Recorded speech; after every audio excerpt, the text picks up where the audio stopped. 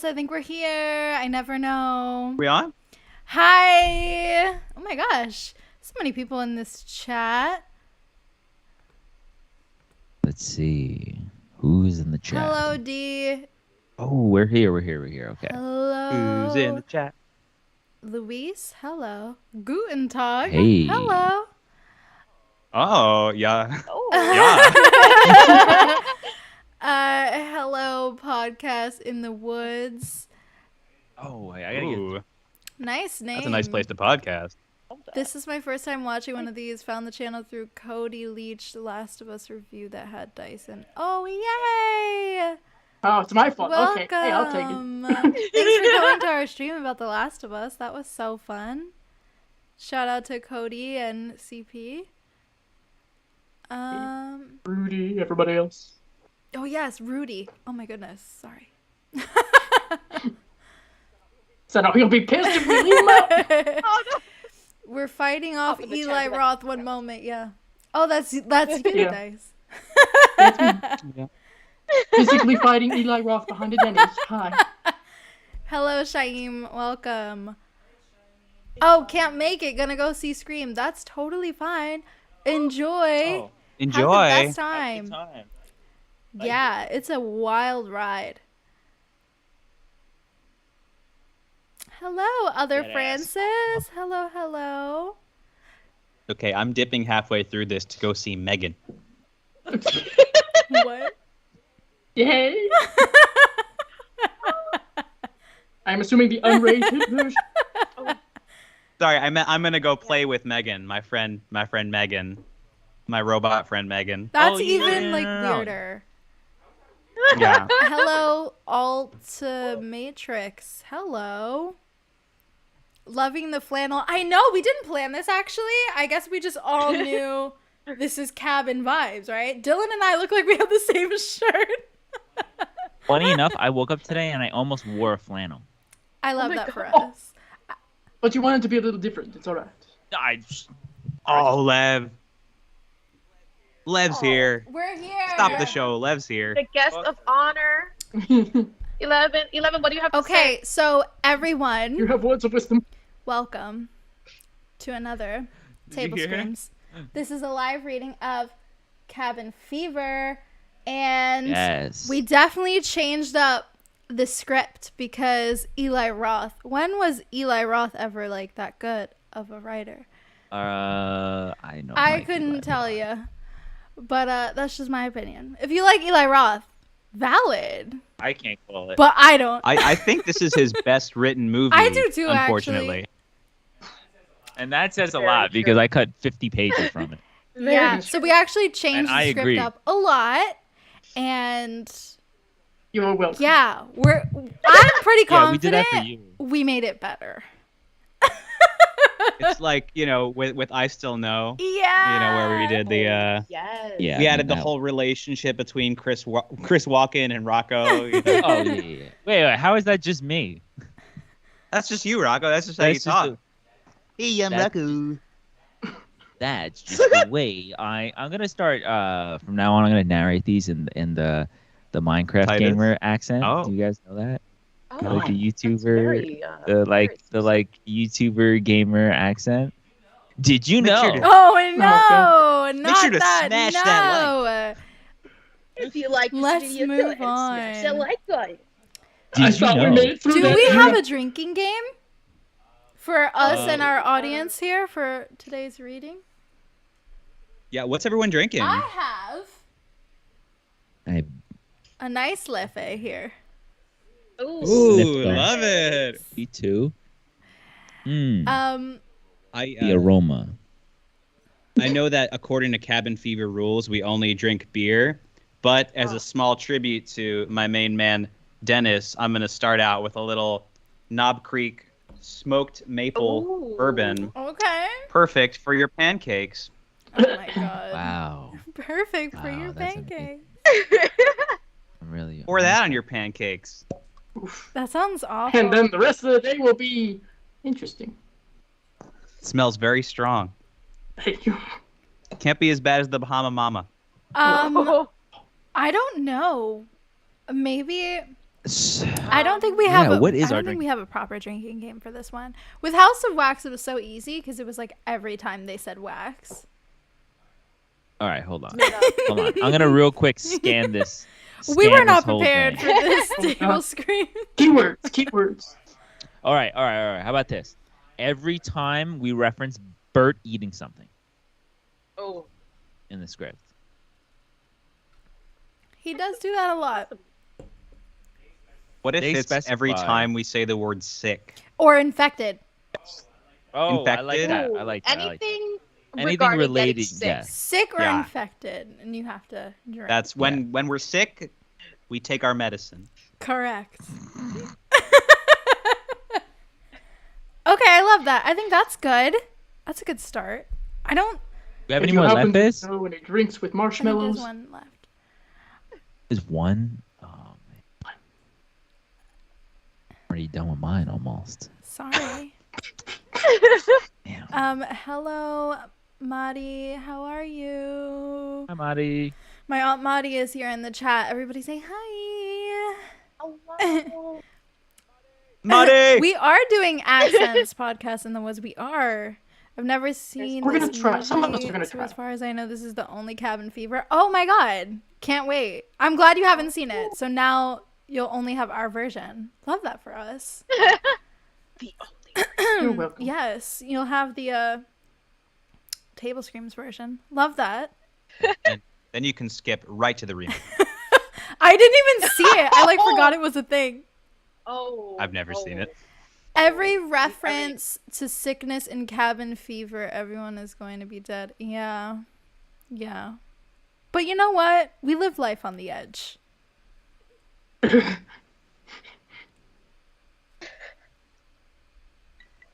Aw, I love that. Hi, Aunt Spooky.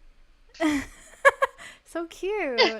I just turned 20 yesterday, so I'll be saving my liver today and drink some orange juice. You should do that. It's probably a wise choice. Do that. Wise. You don't have to drink to have fun. This is Get that true. vitamin We C. just do this because we want to. We have to drink to have fun. Okay, are we feeling ready? Are we feeling ready. hyped up? I've got a fever. Does Oh, everyone God. is it Prescription getting is more is it cabin. getting hot in here? Are we having Cabin. Come on. Fever. All right, everyone. Thank you for coming to Sweet and Spooky's production of Cabin Fever. Actually, I have to pause you. That's like a record. Hope everyone got that built up. Okay, keep it there. Keep it there. Hold on. Wait, I wait, wait, forgot we need to do that one. to have everyone say who they're playing. It's been a while since we did our last table screen. yeah. Introduce ourselves. Well, yes. Oh, what am I saying? Scrap that. You're not. That was a seeing- false Rewind. introduction.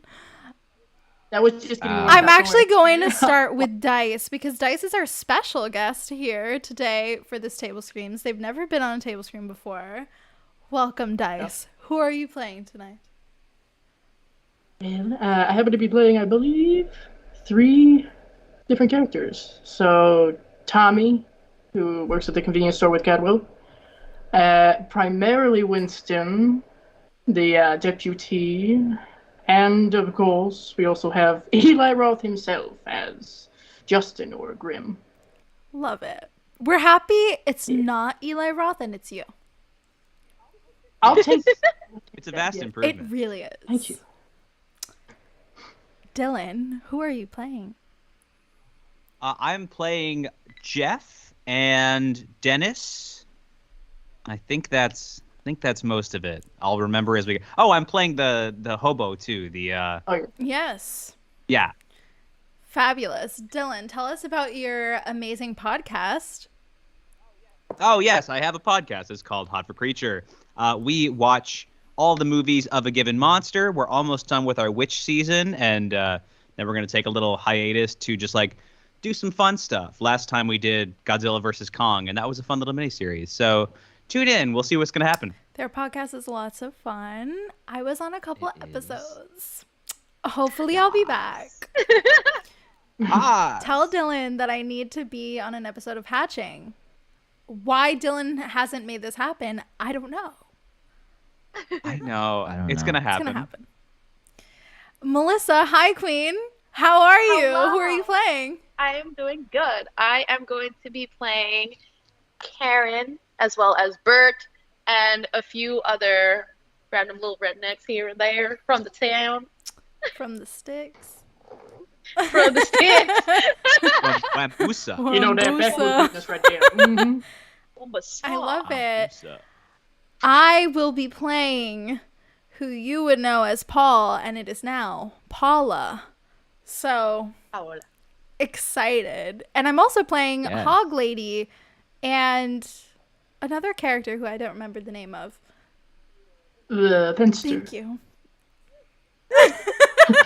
I told Rocco that I would walk if we cut the Hog Lady. So Hog Lady has made the The Hog cut. Lady needs to She has stay. weight in this Hog story. Lady has not made the cut. Did you cut Hog I Lady? cut Hog Lady. Wait, really? Yeah, I cut Hog Lady. Actually, never mind. I'm not playing Hog Lady, everyone. Just kidding. My lawyer That whole just scene is informed so me that terrible. I'm contractually obligated. Wait, to be did here, you so- actually cut it? This is a joke. No, I did actually cut it. Oh my god, I love it. That's even funnier. Okay. Now, Rocco, since you did all People the in chat, cutting "I'm of the dead." script, tell us who you're playing. So not only am I playing the Dungeon Master here and playing with everyone's emotions, I am playing Marcy. Or better known as Martha. Yeah, and Cadwell. Yeah. I think. Where That's is it, your right? wig? Yeah, probably. Oh, and the Doctor. Oh, yeah. Where is Rocco. the wig? Martha. The wig is. I saw Oh, it. the Yeah. wig. Martha. Rocco, why do you think people show up to the stream? They want to see you in a wig.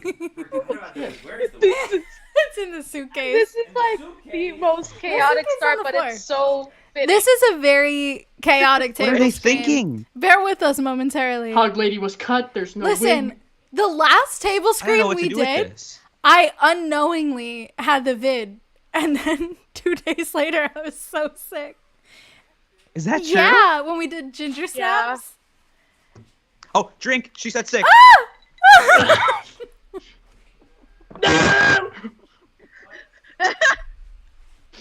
Keep your scorecards ready at home, children. Did you find There it? we go. It'll just pick one. Who cares? Just feel it out. Martha. Does she Martha, speak to Did me? you want Yeah. to bring me then? Oh well, it's like brownish red. Feel like I'm on Drag Race. Hello, Cody. I love that for you. Yes, get stoned, Other Francis. Is it a bob? No, Why not? if Hit you every want a time we bob, say you sick. can have one. Good, I want a bob. Cool. If you're You still can wear able to type by whatever the end wig of you the stream, want. well We do done. not discriminate against any of the wigs. Thank you.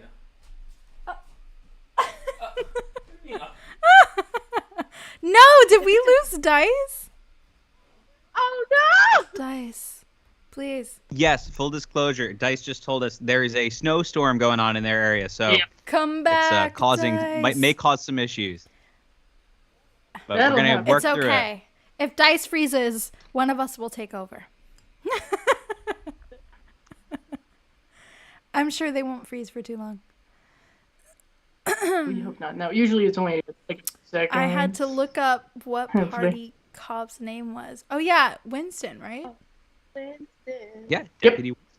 An interesting Deputy character to Winston. say the least. Very.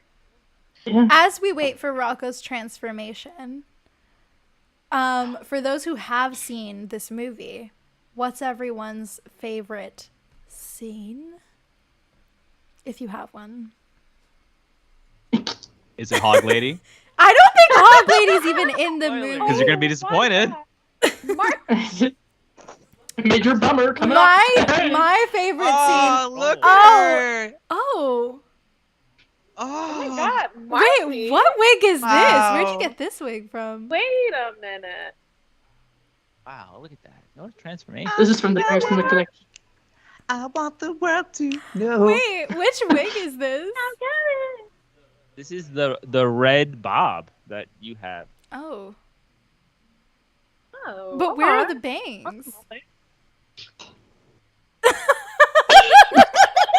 She's so gorgeous. Oh yeah, thank Yeah. She's been through a lot. Queen. Beautiful. Marcy. Oh my god. She's beauty. She's great. She's serving. And now I think we are ready. Yeah, let's do this. All right, everybody. Welcome to Sweet and Spooky's production of Cabin Fever. Our interpretation. Exterior highway day. A Jeep speeds down the interstate, leaving civilization. A close-up of a girl's mouth screaming. We move back to reveal that the mouth belongs to Marcy, 22, who screams at the top of her lungs, laughing. Woo! Never fucking college! Freedom! Marcy leans out the window, yelling at someone we cannot see. Don't do it! Don't go to college! It's a fucking scam! It sucks! Spend your parents' money on drugs! Higher education's horseshit! Listen to me, I know! That's where I got gonorrhea! Jeff, a clean-cut pre-law type in his early 20s, yanks Marcy back into the car. Exterior, day. Marcy playfully hits Jeff, who both tickles her and drives at the same time. Marcy is the type of girl who never had much trouble attracting men, especially Jake. I'll quit it, you're gonna crush us. Come on, the toll's coming up. I think I dropped it. Right here. In your vagina.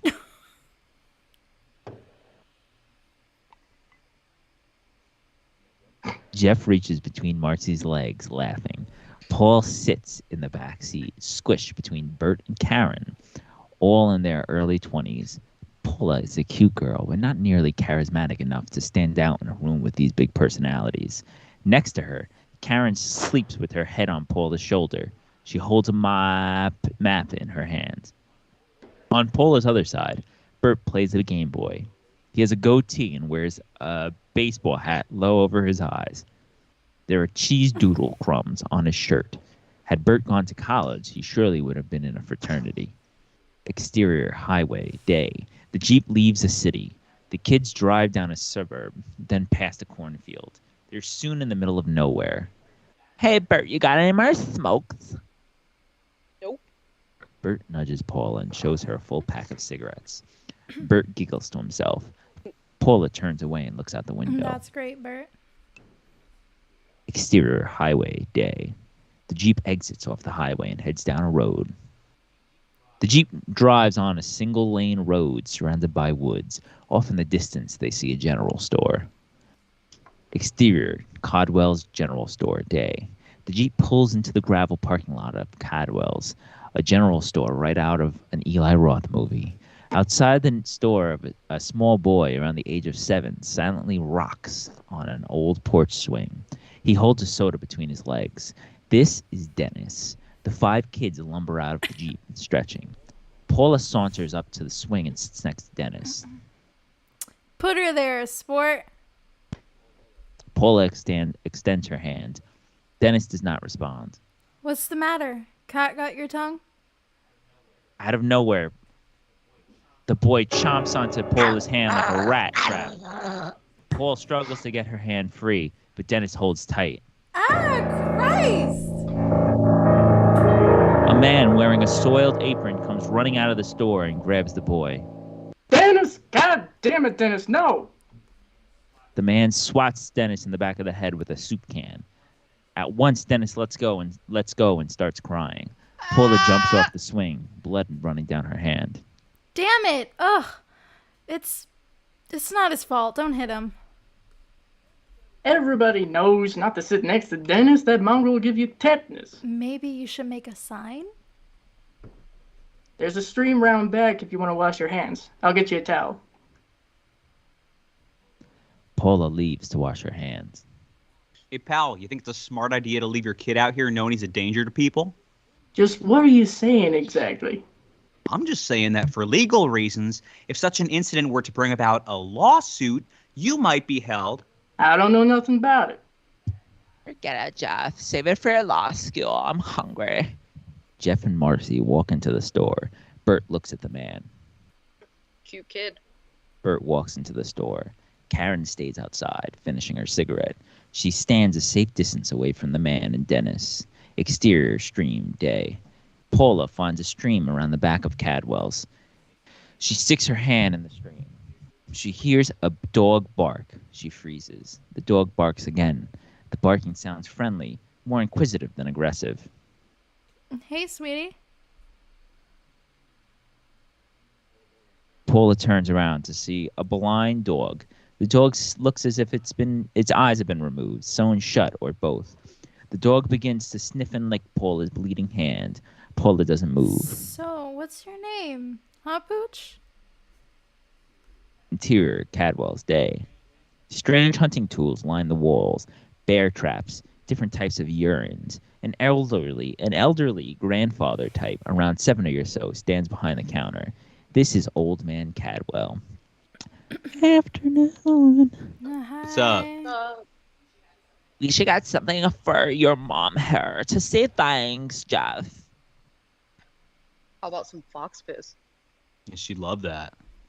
Careful with that, son. You break that bottle whenever Fox in town will be your new best friend. Bert puts the bottle back on the shelf. Y'all here for a vacation? Yeah, I drove down from Ithaca. Oh, sure. How long you in town for? Bert plunks down 5 cases of beer next to the register. A week. He goes back to the fridge for more beer. Well, please enjoy a little slice of heaven. Just be careful of hiking in these woods. What's in the woods? Nothing we can't handle, I'm sure. Well, Lyme's disease is pretty bad around these parts. The deer are cute, but I wouldn't pet them. Although, make sure you check for ticks. A few hikers got real sick last week. What happened? Don't know. Doctors took care of them, though, I guess. The man from earlier comes out of the back room. Hey, Tommy, you want to carve these kids here some meat? Cadwell hands Tommy the list of sandwiches the kids ordered. Tommy glares at Jeff. He takes the list, not saying a word, and wanders to the back of the room. Hey, what's with Uncle Fester? Tommy's a little sour. I'm afraid foster kids can be so much trouble. What's that fox you're in for? We're foxes. Karen points at the old hunting rifle mounted on the wall in front of a Confederate flag. What's that rifle for? We're foxes. They look at each other, unnerved. Tommy comes out with its sliced meats. Cadwell rings up the register. $56 even. Anything else, my friends? Now we're all set. Exterior, road, day. The Jeep pulls out of the woods. Up ahead, they see a quaint log cabin nested on the edge of the woods. Interior, cabin, day. They enter. Inside the living room is a large stone fireplace and an old couch. Cabin looks a bit run down, but suitable for the purposes of 5 recent college graduates. Everyone enters and drops their luggage. Karen bounces up and down on the sofa. Bert drinks a beer. Jeff picks up a note on the kitchen table. Congratulations, graduates. And Bert. Enjoy your vacation from all of us at Bunyan Mountain Getaways. Bert shoves him. Interior, bedroom, day. Marcy runs in and flops down on the bed. Jeff, check it out. Jeff enters the room and jumps on top of her. Look at that view, babe.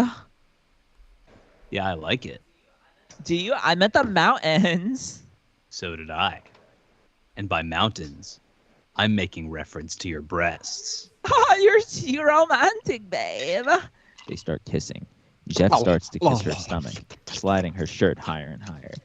Jesus, Jeff, do you want to wait until we unpack at last? We have a whole week to unpack. A week without your mother? Nobody here to bother us? Knock, knock. Paula opens up the door. Who's up for a dip? Oh, shit. I'm sorry, you guys. We were gonna, yeah, we're gonna have a swim and we'll be back later. Safe sex. Paula shuts the door. Hey, Paula. Paula opens the door slightly and peeks Yeah. in. Did you want to... never mind. Have fun. Paula gives Jeff a thumbs up and closes the door. Exterior cabin, day. Paula and Karen walk towards the woods wearing bathing suits. They see Bert ahead of them holding a .22 rifle. Bert, what the hell is that? I'm gonna go nail some foxes. Why would you want to kill foxes? Because they're foxes.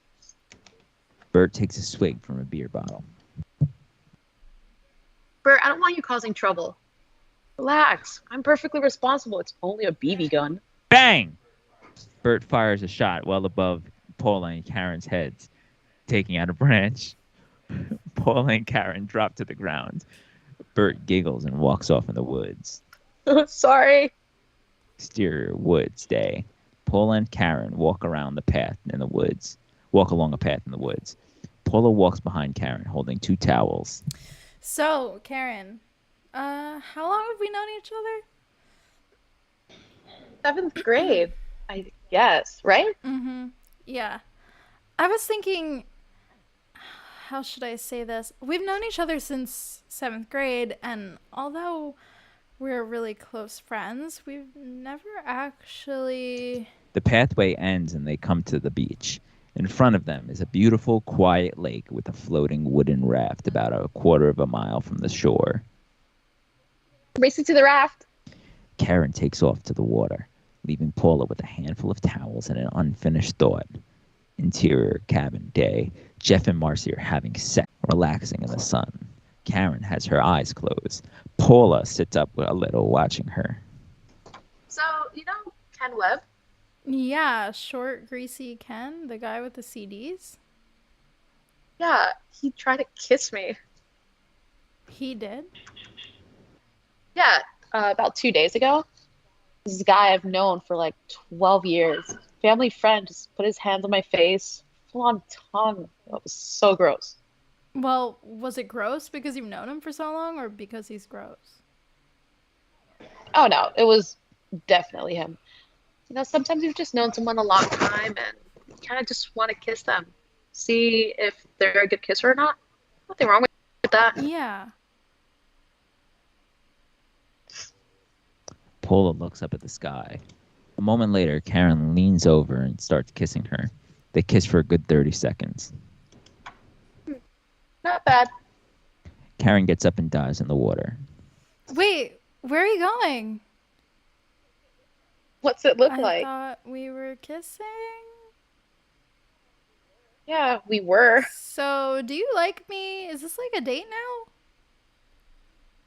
Please, no, don't touch me. Karen swims away. Paula stands on the raft, totally confused. Interior cabin, day. Jeff and Marcy are now putting food away. They are clearly in a fight. Jeff takes the bread and puts it in the cupboard. Marcy takes the bread out of the cupboard and puts it in the fridge. It goes in the fucking cabinet. Bread goes in the fucking fridge. I don't like me fucking bread cold. Well, I don't like me fucking bread moldy. Jeff throws the bread in the fridge. This is horse shit. No, it's bread. Ah. Exterior woods, day. Bert sits in front of a campfire and burns sticks and shit. A crackling noise comes from the woods. Bert grabs his rifle. Oh, welcome back, Mr. Woodchuck. Bert hears the noise again. Something is running through the woods. Bert pans his rifle with the noise until, boom, he fires. Oh, fuck. Ow. My leg. Ah, fuck me. Bert looks up. He shot a human. Ow. Why the fuck would you do that? Ow. My God, dude, I am so sorry. I am so sorry. Bert dashes into the woods and sees a man. His leg is bleeding. You numbskull, why would you ever do that? Why would you shoot me? I'm sick and I need help. Oh, shit. Help me. As Bert gets closer, he realizes the man is... Oh, shit. Oh. That's a drink. Everybody drink. Take a shot.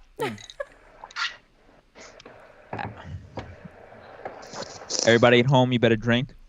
As Bert gets closer, he realizes the man is sick. Drink.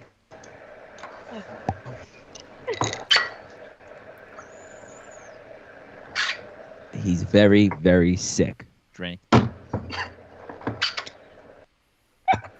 Are you sure that's in there? Yeah, I'm reading this. You guys have the script up. What are you talking about? The hermit's I'm making skin. this up. The hermit's skin is bloody and sticky and rotted in many patches. Bert reels back, almost puking. Holy shit. Please, water. I need water. Okay, just stay there. I'll go get you some water. The hermit starts limping towards Bert. He's bleeding everywhere. Bert backs away, terrified. Is that your cabin? Look, please just stop, okay? I'll get you help. No, I'm very sick. I need to rest. Drink. Look, dude, I said stop. Just don't come near me, okay? I'm serious. It burns. Help me. I'm fucking burning. No, don't fucking move. Back off. Bert fires a warning shot near the hermit.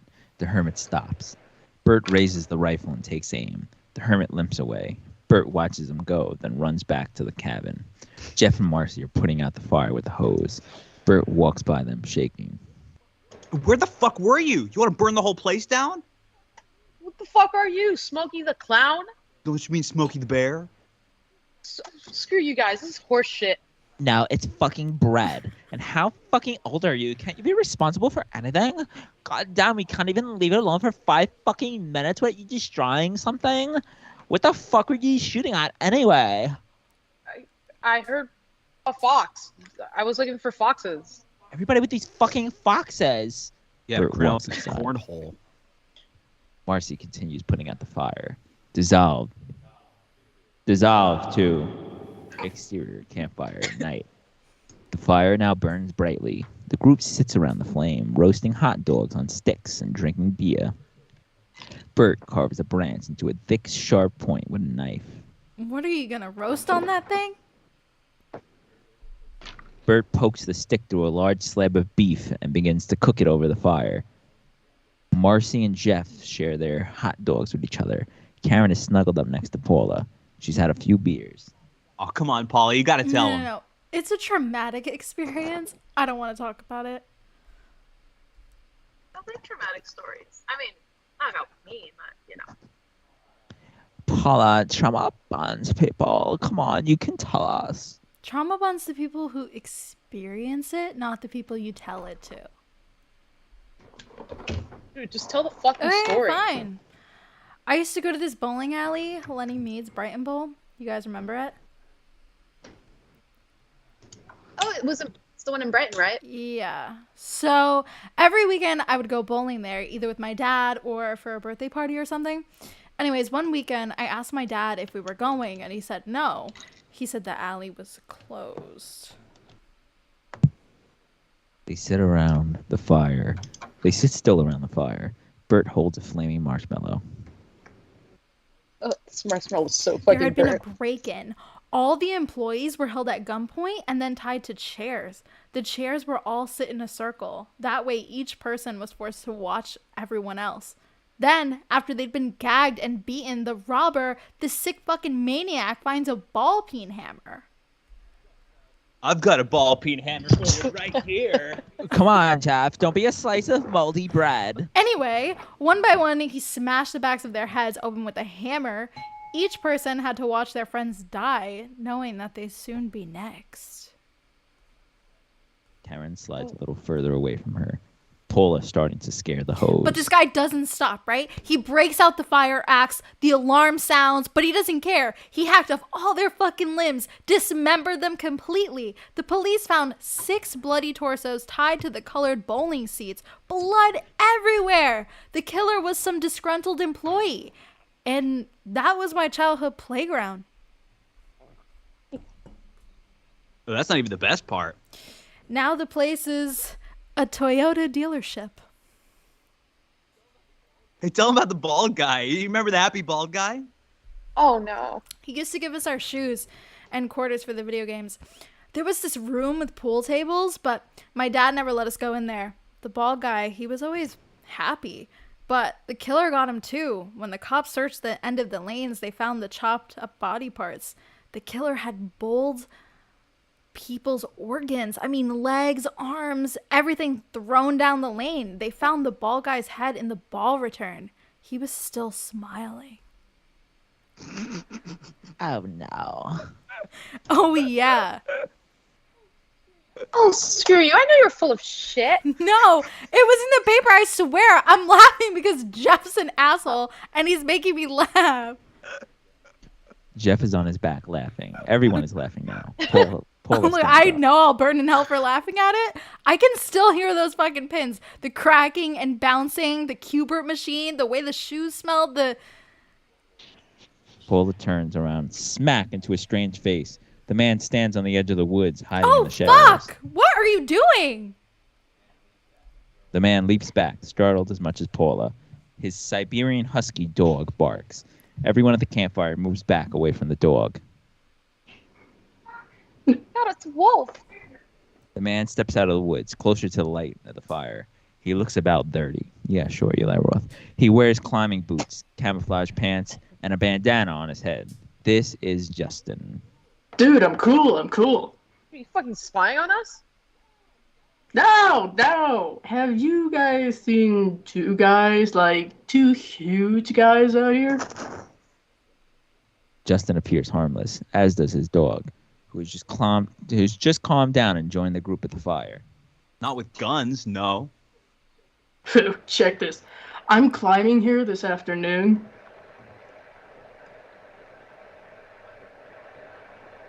You want to call up the hounds?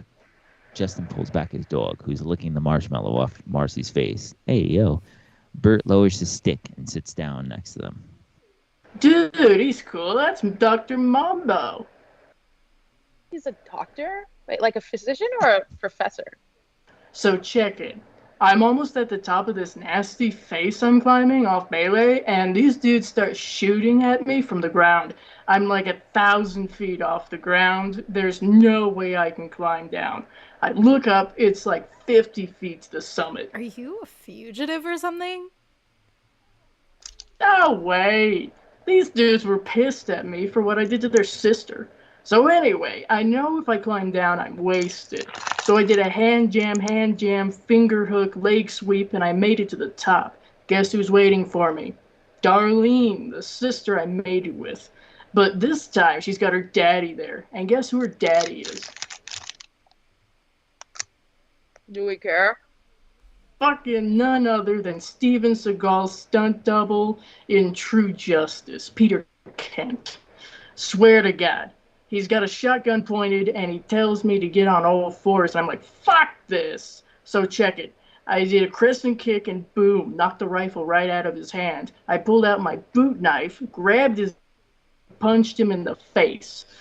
I was like, boom! I took off down the mountain, and these dudes have been looking for me ever since. Do you mind if I hide here for a few?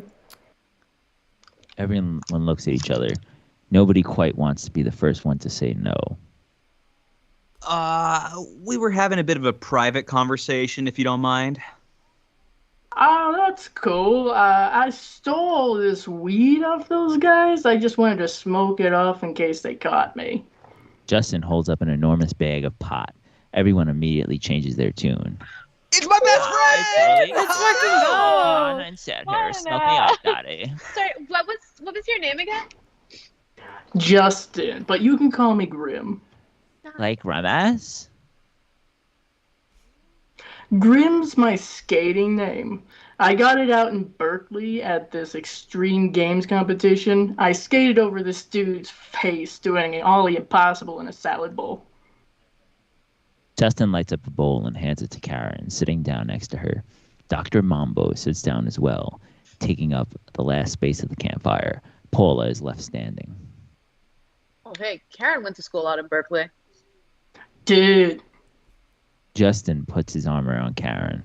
Paula stands alone, fuming. Everyone begins to smoke weed except Paula. Oh my God, I love Berkeley. I think I'm moving back out there. I met these guys out there one spring break. We were fucked up for like 5 days straight. They wouldn't let me drink anything but beer. I've done that before, but I did it with JD. Dude, Karen's got a great idea. We should do that. Only drink beer. Yeah, I could probably do that.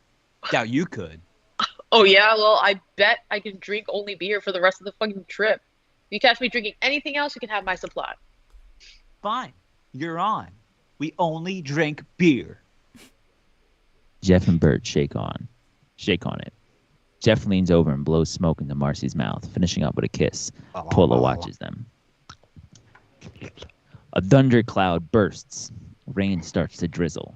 The party is over. Hey, Justin, you want to come inside for a few? Get weird?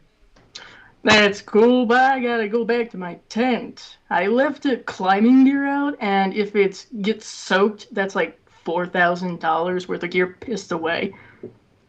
How far is your tent? It's like 20 minutes away, but if I book it, I can be back in 30 minutes. Cool. Bring some more weed. Cool, check you dudes later. Come on, Dr. Mambo. Justin leaves with the dog. Bye. If Peter Kent comes by, we never saw you. Jeez, what a freak. I thought he was funny. Interior cabin night. The gang lies on the living room floor. A fire burns brightly. Karen plays a guitar and everyone sings along. Well, They are very I've been intoxicated. afraid of All except changing. Paula, who drinks soda. She sits next to Karen, trying to nuzzle up to her. It isn't working. So how did you do it? What do you mean how? I mean, it had different power settings. Pulse, power, stream, all kinds of speeds. And it was on this hose so I could reach when I lay on the tub. And you came every time? Can girls even do that? Yeah, absolutely. You can imagine my disappointment the first time I had sex. Tell me about it. Yeah. Wait, what's that supposed to mean? Dude, no, I have a way better story I'm sorry, than that. Bert, but nothing's better than stories about Karen and her parents' shower massage. So shut up. No, this is some real sick shit. Seriously, I took a shit in a pizza box. Yes, a pizza box. And I sent it to my buddy. That was some sick shit. Somebody knocks at the door. Yeah, that guy better have more schmeat or I'm not letting him in. Actually, his name is Grimace. Boom, boom, boom, boom. Jeff opens the door to reveal the hermit. Rotting and decrepit. The hermit's very appearance startles Jeff. His teeth are falling out. He does not look healthy. He is wet, shaking. He's wet. Oh, Jesus Christ. Oh, I'm sorry. Help me. I'm burning. The others come to the door. Everyone gasps. Bert steps back. Oh, shit. Please, I need a doctor. Of course. Oh, my God. Guys, somebody grab him a blanket. Yo, hey, it's you. The fuck from before. You shot me. Bert slams the door closed. No. There is no way in hell that contagious motherfucker is coming near me.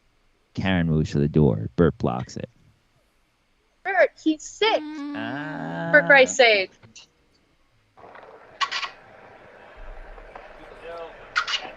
You want him touching your stuff? Like, your you soap? even use soap, Bert. You gotta help me. Christ, can't we throw him a blanket or something? Your douche. I just used that, and we can at least, like, drive him to a doctor. Or we'll, like, go into town and get him a doctor. Jeff is dialing a number on a phone. We're out of range. I can't get anything.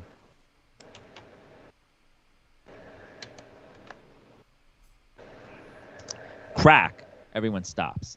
There's a second cracking noise coming from outside. Bert looks out the window. Dude, he's in the car. What? Jeff looks out the window. Outside, the hermit has smashed the car window and is crawling around inside Jeff's Jeep. That motherfucker! Why is this guy fucking with us? Jeff grabs a hot Jeff grabs a hot poker from the fireplace. Hey, Dillweed, grab your gun. Bert grabs the gun. Paula stumbles around looking for a weapon and grabs a baseball bat. Karen grabs a butcher's knife. Marcy grabs her douche, thinking it's a flashlight, but then tosses it aside in exchange for the light next to her. Exterior, cabin, night. Jeff leads the charge outside. Get out of the fucking Jeep. You hear me? Get out! Out! The hermit locks the doors. Jeff tugs at the handles. The hermit looks at Jeff, putting up his hand as if to say stop. Suddenly, the hermit goes into a violent coughing fit, vomiting blood all over the interior of Jeff's Jeep. No! Jeff smashes around inside with the fire poker in an insane rage. He swings around, swiping at the old man. About half of Jeff's blows make contact. The other half bang up the interior of the car and smash the front windshield. The hermit screams in agony. Ow! He's melting. Dude, he's melting all over the fucking car. Would you nail him? He's gonna get out. The hermit crawls out the shotgun door and begins running towards the house. Jeff intercepts, grabbing a burning log from the fire. He swipes at the hermit, accidentally snagging him, setting him on fire. Everyone screams. The hermit takes off into the woods, fire devouring his body. Interior cabin later that night. Jeff and Bert are still drinking beer. Marcy, Karen, and Paula drink tea. I know, okay? I know. I know. But what was I supposed to do, okay? First, he gets his shit all over the car. Then I didn't want him to touch me or you or anybody. I think the rain will put him out. He's dead anyways. I mean, you saw the shit on him. He looked like he'd been skinned alive. Paula squeezes some honey into her tea. She fixates on the gooey strands of honey between her fingers. Guys, we have to tell the police. It wasn't our fault. I think we should tell them. Now. We should go right now.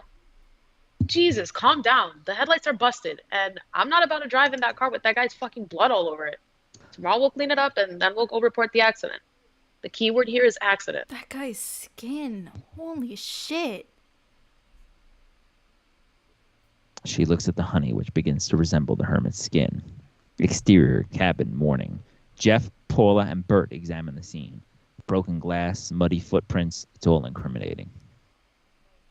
We should probably clean up some of this shit while we're gone. Yeah, I'll be sure to save some for you guys. You just stick with the girls. What's that supposed to mean? No, because, your whole thing with, Karen, try and get it or something. I don't know. Well, that's fucked up. You never heard of lesbians or bisexuals or just the gays? We got nothing against the gays. What's fucked up is you beating the shit out of my Jeep with that bat of Hey, yours. what about Dopey over there and his 22 fucking rifle? You forget about him? Then we all fucked that car. Titan, I thought you weren't going to say anything. Marcy exits the house and walks past them. Morning, boys. You gonna fucking kill each other now? Where the fuck are you going? To go get help. Marcy walks into the woods. Jeff and Bert walk off in a different direction, leaving Paula on the porch. Exterior woods day. A rusted pipe runs along the leaves on the ground. Deep in the woods, we follow the pipe to a large pool of water about 30 feet around. Inside the water, the hermit floats face down, dead and rotting. Oh, His I'm infected dead. Ow. He's dead. His infected flesh dissolves into the water. We move up to a sign by the water that reads reservoir. The reservoir feeds into a pipe that runs through the woods. We follow the pipe out into a field, through some trees, and up to the cabin. We move to the cabin where Paula fills up a glass of water from the tap. Interior, Karen's room, day. Karen is packing her clothes. She's a wreck. Paula enters with a glass of water. Karen takes the glass and holds it. So, Jeff and Bert have... I know. I know you know. Look, last night... Paula, that guy came to us asking for help, and we lit him on fire. I think Karen you'll understand if I'm not in a particularly social mood. Karen guts down the water and continues panicking. Paula Karen. reaches for her. Karen stops packing. Paula puts her hand on her It's shoulder. not our fault. We didn't mean to do it. It was an accident. Paula starts to tear up. She turns and hugs Paula. I'm sorry. I see him, Paula. I saw him all last night. Every time I close my eyes, I see him He burning. was sick. Take a shot. He Drink. was dying. He was gonna die anyway. It was an accident. Paula hugs Karen hard. On the bed, she sees her bra and panties. She hugs her tighter. Paula pulls away to look Karen in her eyes. She brushes her hair from her forehead and wipes her tears. Karen drinks the glass of contaminated water. Better? Karen nods yes. Thanks, Paula. Exterior beach house across the lake. A radio is half buried in the sand with music faintly coming from it. Looks as if someone left the radio out in the rain all night. There's a lawn chair turned over and a pair of sandals half buried in mud. Marcy drifts towards the house in a canoe. She pulls up onto the beach and picks up the radio. Hello? No response. Marcy looks around. She sees nothing but woods. Marcy sees a water ski shed next to the beach house. She opens the shed and sees a few water skis inside. She starts to walk around the beach house. The back door is slightly open. There was an incident last night at our cabin. Hello? I'm looking for help. I think someone is sick.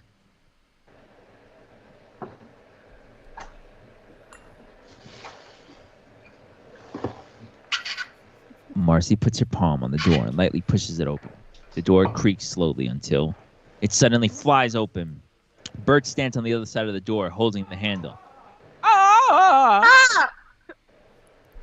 Bert drops a bag of chips, scattering food everywhere.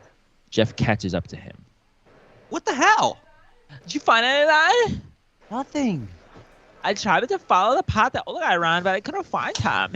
He could still be alive. There's no way. I'm gonna need that cream soda. Bert steps back inside. Jeff stops him. Bert states, "Do you have a phone?" Nobody's home. I felt weird looking around. We tried another place, but we didn't see anyone except for this hog lady. You didn't see it. I wonder if that part got cut from the scraps. But, Maybe. I mean, okay, that makes sense. But do the police know about it yet? I doubt it. If they knew they'd be at the cabin already. Exterior cabin, day. Someone knocks at the front door. Paula walks through the living room. She opens the door to find a deputy standing on the porch. He wears sunglasses and a large belt. He has a bowl haircut. It looks like he couldn't be more than 19. This is Winston. Morning there, Deputy Winston, Bunyan County Police Department. Hi. What can I do for you? Yeah, I'm out here patrolling. This is my jurisdiction. I understand there was a little commotion here last night. I was hoping you could tell me what the story was. Sure. Some guy tried to get into our cabin, and he looked pretty sick. Let's take a shot. Oh, shit. Actually, really sick. Take another shot. Oh, shit. I don't know what kind of disease he had, but he was a mess. I think disease can too. Why not?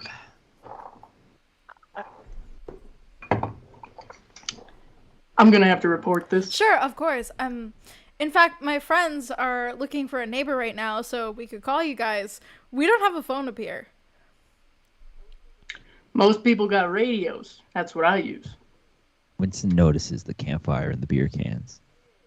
Say, looks like you guys were having some party. Yeah, we were drinking, and then this guy came along, and he tried to break into our fucking cabin. I mean, we had no choice but to get rough. I feel bad, but he started going crazy, smashing our car and shit. We couldn't get him out of here, so we had to hit him. I mean, it sucks. We hurt him, but we were terrified. I mean, all of us. We didn't know what to do. My friends went to find help so we could tell someone, and... Hey, don't worry. I said I'd report it. I'll take care of everything. You don't have to worry about him. He won't be coming back. Bet you scared him away pretty good. I won't let him ruin your fun. Thank you, because I'll tell you, my friend's inside. She's pretty upset about the whole thing. I mean, she wants to go home. We all kind of do. A lady friend? Oh, you guys can't go home. I bet you like to party. with the ladies. Paula's a bit taken aback by this. Karen appears on the porch. Paula, is everything okay? Howdy, ma'am. Everything's fine. Don't worry now. Go have yourself a beer. Just party. Okay. Paula motions that she's got it under control. Karen walks back inside, a little puzzled. Whew, Daddy, you can't leave. You guys gotta stay and party. Well, that's why we came here in the first place. Let me tell you, this is a major party town.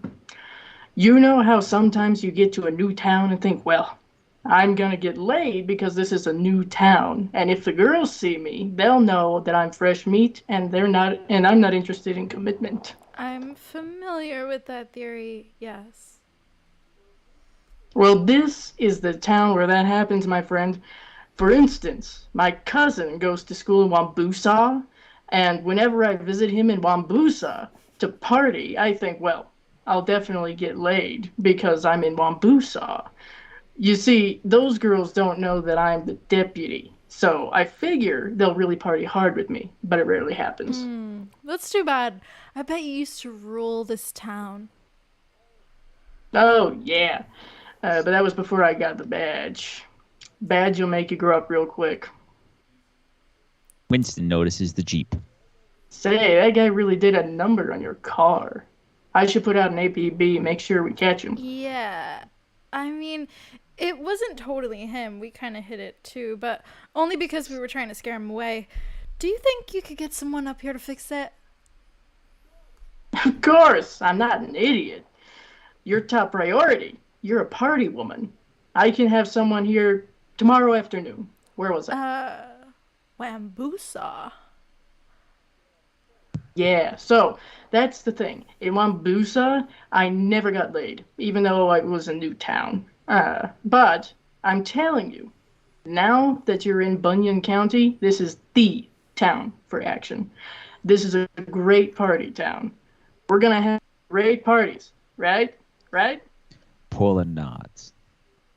Super. I'm telling you, I know where all the best parties are. So don't forget, my name's Winston. You know where to find me. 911. That's right. Good to meet you. They shake hands. Winston gets on his mountain bike and leaves. He rings the bell on his bike as he rides. Exterior cabin later that day. Paula holds off the car while Bert works on the interior, legs hanging out the driver's side. So he said he's gonna report it, or he's not gonna report I it? think so, but he didn't make it seem like we did anything wrong. He said he'll get a tow truck up here by tomorrow. Sounds weird. Yeah, the guy was pretty weird. Once he saw Karen, he didn't want to leave. Yeah. Has she left the room yet? I think she's sleeping. I don't really know what's up with her. She wants to get out of here as soon as possible. Kind of fucks up your plan, What doesn't it? plan? Come on, the plan you've been trying to execute since what, There 8th is grade? no plan, dumbass. Not anymore. Well, Karen's more than welcome to take off. I don't give a shit. I'm staying. I get 1 week of vacation a year. I'm not gonna let her fuck it up. Plus, she's a head That's so case anyway. ableist. Just look at her. You like her because she's nice to you. She likes you because she can control you, and you're nice to her Wow, because you're such a straight white guy, Bert. I didn't realize we were reading the bodies script. Jeez. Paula speaks quietly but sternly. She stands frozen. Don't move. Bert sits up slowly,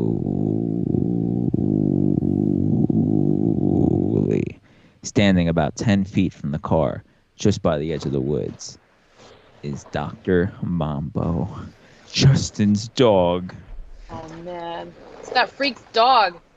Hey Pooch. Hey Mr. Tango. But something's not well with the doctor. Its mouth is crusty, bleeding a bit, with a little foam. He's growling. The dog starts to bark, fire in its eyes. There's that fucking mountain climber. Should I hit it? If you do, you better hit it hard. Marcy comes out on the porch. Hey, you guys, what do you want to do about... Shh, we have company. Marcy sees the dog. It starts walking towards Bert, snarling. Bam! Marcy fires the rifle from the porch. The dog is startled and runs off. Did you see that thing? It was running. It looked pretty sick. So, where's Grim? They all look at one another and quickly run back inside the cabin. Interior, cabin, day. Paula, Bert, Jeff, and Karen sit at the kitchen's table. Jeff and Bert drink beer. Marcy drinks tea. Karen drinks water. I'll tell you where he is. He's out there rotting. There's some shit out there in the woods, and that hermit's just spreading it around. And I'm not waiting for that deputy to come back. I say we get out of here right the fuck now. Should we say anything on the way out? Like, I don't know, if we burn Yes. someone alive? No! Jeff? Fine, fuck it. We'll tell the cops. We'll just They'll tell figure them it out. everything. The deputy knows something happened. We're the only outsiders. They'll trace it back to us. I feel really nauseous. Karen gets up and walks to her Karen. room. Paula gets up to follow her. She closes the door to her room. How soon can we get? How soon can we get out of here? I can't really fix the car, but I can get it drivable. Maybe then we can go to town, tell them what happened, and that'll be that, I guess. But you have to cover me with a gun, because I'm not fucking with that dog. Jeff and Bert get up. Marcy rubs her neck and rolls her head from side to side. Her neck cracks from stress. Ugh. Jeff's mom has the stupidest fucking ideas. Let's get a cabin. What a stupid bitch. Ugh, I'm taking a bath. Interior, Karen's bedroom, day. Paula stands in the doorway with another glass of water. Karen sleeps. Paula enters and kneels by her bed. Karen rolls over. Hey, sorry, I didn't mean to wake you. Paula hands her the water. I think Marcy's making chili. Not really hungry. All right, I'll let you get back to sleep. Paula gets up. Karen takes her arm. No, you don't have to go. Karen pulls Paula into bed with her. She pulls Karen closer into her arms. The window is right behind her head. Paula lowers the blinds. Exterior, cabin, day, later. Paula is fiddling with the engine. Jeff stands on the back seat, keeping watch. He holds the rifle. They both whisper. For someone who's been working at a gas station since high school, you sure work pretty fucking slow. Want to get in here and fix this shit? Sorry if I'm not used to working on cars damaged by baseball bats. Try it again. Jeff starts the car. It doesn't catch. No, if we can't get this thing ready, it'll be too dark to drive it. Would you please hurry up? I cannot listen to Marcy whine for another... Jeff sees Dr. Mambo about 40 yards off in the distance. The dog stays close to the edge of the woods, pacing back and forth. Jeff aims the rifle at it. Shit. What? Don't move. Don't fucking turn around. Just keep working. They hear the dog growl. Can you hit it from here? Jeff takes aim at the dog. He fires a shot, but he misses. This time, the dog does not go away. Why did you stop? Bert looks up at the sky. It's getting darker. It takes a step closer. It looks a bit more rotted than before, with foam covering its mouth. Shoot it. Jeff takes aim. The dog paces back and forth. Don't stop. If it comes any closer, I can get it. Come on. Bert gets back to work on the engine. Interior, Karen's bedroom, evening. Paula slowly wakes up. Next to her, Karen lays half under the sheets. She runs her hand down past Karen's breasts, across her stomach, lower and lower. Paula's hand is now between Karen's legs, hidden under the covers. Paula watches Karen's face carefully. Her eyes are closed. She smiles a little bit.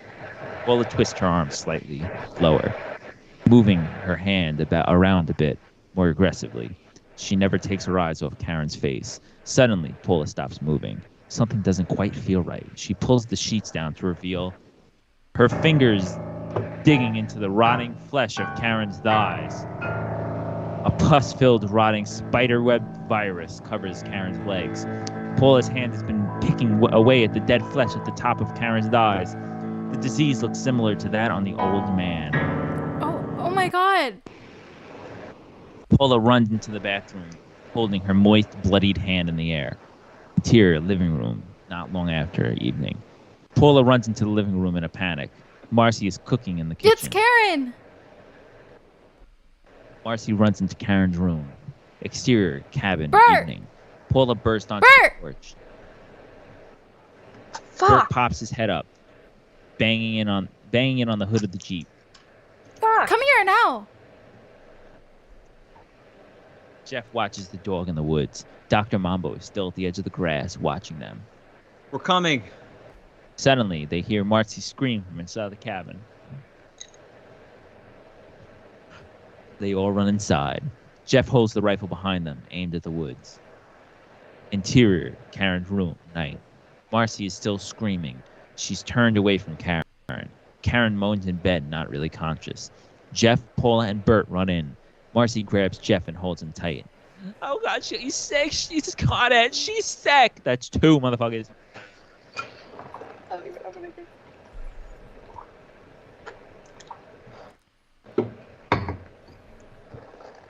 Bert stumbles back.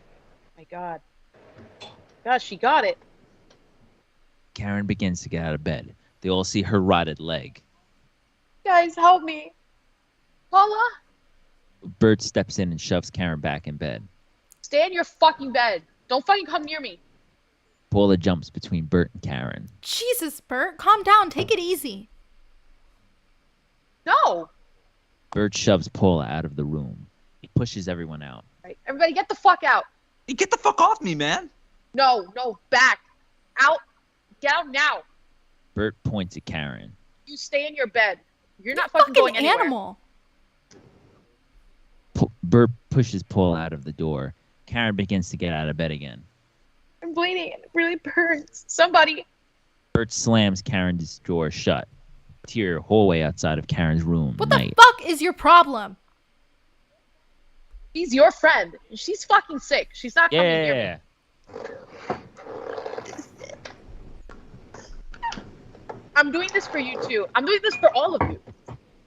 They hear a toilet flush. Jeff steps out into the hallway. They all stare at each other. What? Interior living room, night. Everyone wears t-shirts and boxers. Jeff stands with a flashlight. Karen's cries for help can be heard from her room. They check each other's bodies. Intimately. Almost lovingly. Everyone's fine. Cut to exterior cabin, night. Jeff walks outside with a flashlight and sheets, followed by Bert, who carries the rifle. Paula and Marcy follow, carrying a mattress. Finally, once they are about 10 feet ahead, Karen stumbles out, wrapped in a blanket, with trash bags around her feet. They walk until they arrive at the tool shed behind the cabin. Exterior shed, night. Jeff holds open the doors. Paula and Marcy walk inside and place the mattress on the ground. Once they exit, Karen takes her place in the shed. Nobody says a word. Fuck you guys. Karen, I'm sorry. We just don't want to get sock. I'm going to die. Drink. You're not. Please, Karen, we're going to get help now. What about that guy's dog? He's a doctor. We're watching you with the gun. And we're going to bolt the door shut. Somebody's going to be right outside. We're not going to leave you, okay? And I'll be back with Fjord. Karen sits on the mattress, shaking. She holds a flashlight. Just want to go home. Jeff shuts the shed door and bolts it shut. The group steps away. Okay, you guys go. I'll take the first shift. Bert hands Jeff the gun. He goes back to working on the car. Paula stands by the road leading down Marcy, the you mountain. coming? Marcy looks at Jeff, then at Paula. Paula, he lives around I here. don't Where give are a we shit. gonna A go? neighbor? Anyone? We trekked this whole area for me this morning. There's nobody for miles. Paula pauses. Marcy's finally got right for once in her dumb bitch life. Interior living room later that evening. Everyone sits in the living room. far apart from each other. They eye each other suspiciously. There's food on the table that has barely been eaten. So nobody's fucking hungry. What if Karen used those bowls? Jesus, Jeff, I washed them. He's right. I'm not eating a thing until we get to town. I mean, any of you could have it. I know we checked, but I don't want to sleep near you guys. I don't know what you've been doing. I don't watch you 24 hours a day. So go sleep in the fucking car, Jeff. Give us all a break. Oh, the car? That thing's a fucking germ factory. I don't even want to ride in it. Just make my parents buy me another one. I cleaned it. It's fine. So why don't you sleep in it? Well, maybe I will. Bert puts 2 marshmallows on a stick. You're right. We should probably prepare our own meals. I'll sleep outside. Y'all are fucking annoying. I don't want to leave Karen. Oh, who am I? Bert lights the marshmallow on fire. Ah, help me. I'm on fire. Help me. Jeff stands up and kicks the stick out of Bert's hand, sending it into the fireplace. Jeff starts to kick Bert violently. You fucking loser! You want to burn us the fuck down? Get off your ass and fucking help me. Paula walks over to both of them and throws Jeff onto the couch. Ow. She bends down, picks up Bert, and throws him into a chair. Bert, Jeff, and Marcy are taken aback by Shut Paula's the assertiveness. fuck up! Christ, I can't take it. I frankly don't want to do this by myself. I don't think I can handle it. I'd prefer it if we didn't fucking argue about everything. Bert, sulking, drinks a glass of Bert, water. you just lost the bet. Bert nods, like he gives a shit. Paula Our points to friend the shed. is dying out there. She's fucking dying, and we're acting like a bunch of fucking dumbasses. So for 1 second, forget about helping her. Let's strap in some fucking balls and help each other out. Otherwise, we're all fucking doomed. She's right. Oh shit, she's right. Just Good. saying. We're communicating. That's fucking positive. Outside the window, Paula sees Dr. Mambo sniffing around the tool shed. Paula remains calm. She squeezes her eyes shut as if she has a horrible headache. I can't handle any yelling, all right? I can't take that. Let's not quarantine ourselves. Let's just sleep together in here. I'll keep watch Good. outside with you. Now, has anybody got anything else they need to fucking say? They don't. Paula relaxes her posture. Okay. Now let me tell you a story about someone who needs your fucking help. You guys remember Ken Webb? The dog barks wildly outside. They look out the window and see the dog jumping at the door of the tool shed. Bert walks out to the shed with a bag of food in his hand and spins it over his head, tossing it into the woods. The dog runs into the woods, chasing after the food. Karen, he's gone. We're gonna stay out here all night with you. Karen? No response from Karen. They all look at each other, concerned. Fade out. Fade in. Exterior, cabin, day. Bert revs the Jeep engine. It's running. Finally, he smiles. Bert runs into the cabin, clapping his hands. All right, let's go, let's go, let's go. The Jeep's running. Let's get moving. Paula and Marcy step into the living room. Where the fuck is Jeff? Exterior, Jeff's room, day. Bert knocks on Jeff's door. Jeff, we're going. Let's move. Jeff sits up in bed, fully clothed. Is Karen getting in that car? I don't want to ride with her in there. I don't know. Come on, we need your help. Exterior, toolshed, day. The door is scratched up from the dog. Paula and Marcy push the door open to find Karen lying on the floor of the shed, off the mattress. Her body is twisted and contorted. Paula and Marcy rush over to Karen and try to sit her up without touching her legs. Karen, please sit Come up. on, Karen. I think I have a fever. That counts. Woo! Drink. Karen is barely able to sit up. You see her legs, They're far more infected than before, almost turned to mush. Flies hover around her open sores. Can you stand? Karen leans on Marcy to stand up. Once she's up, she's able to walk out of the shed, leaning on Marcy and Paula. Paula wraps a blanket around her. Exterior day. Bert walks to the driver's side door and starts to cough. Coughs a little bit at first, then a bit harder. He walks over to the lawn and leans over, coughing more vigorously now. Blood spatters on the flowers as Bert coughs. He stops for a moment. He lowers the waistbands of his shorts slightly to reveal the infection. The same infection Karen had the day before.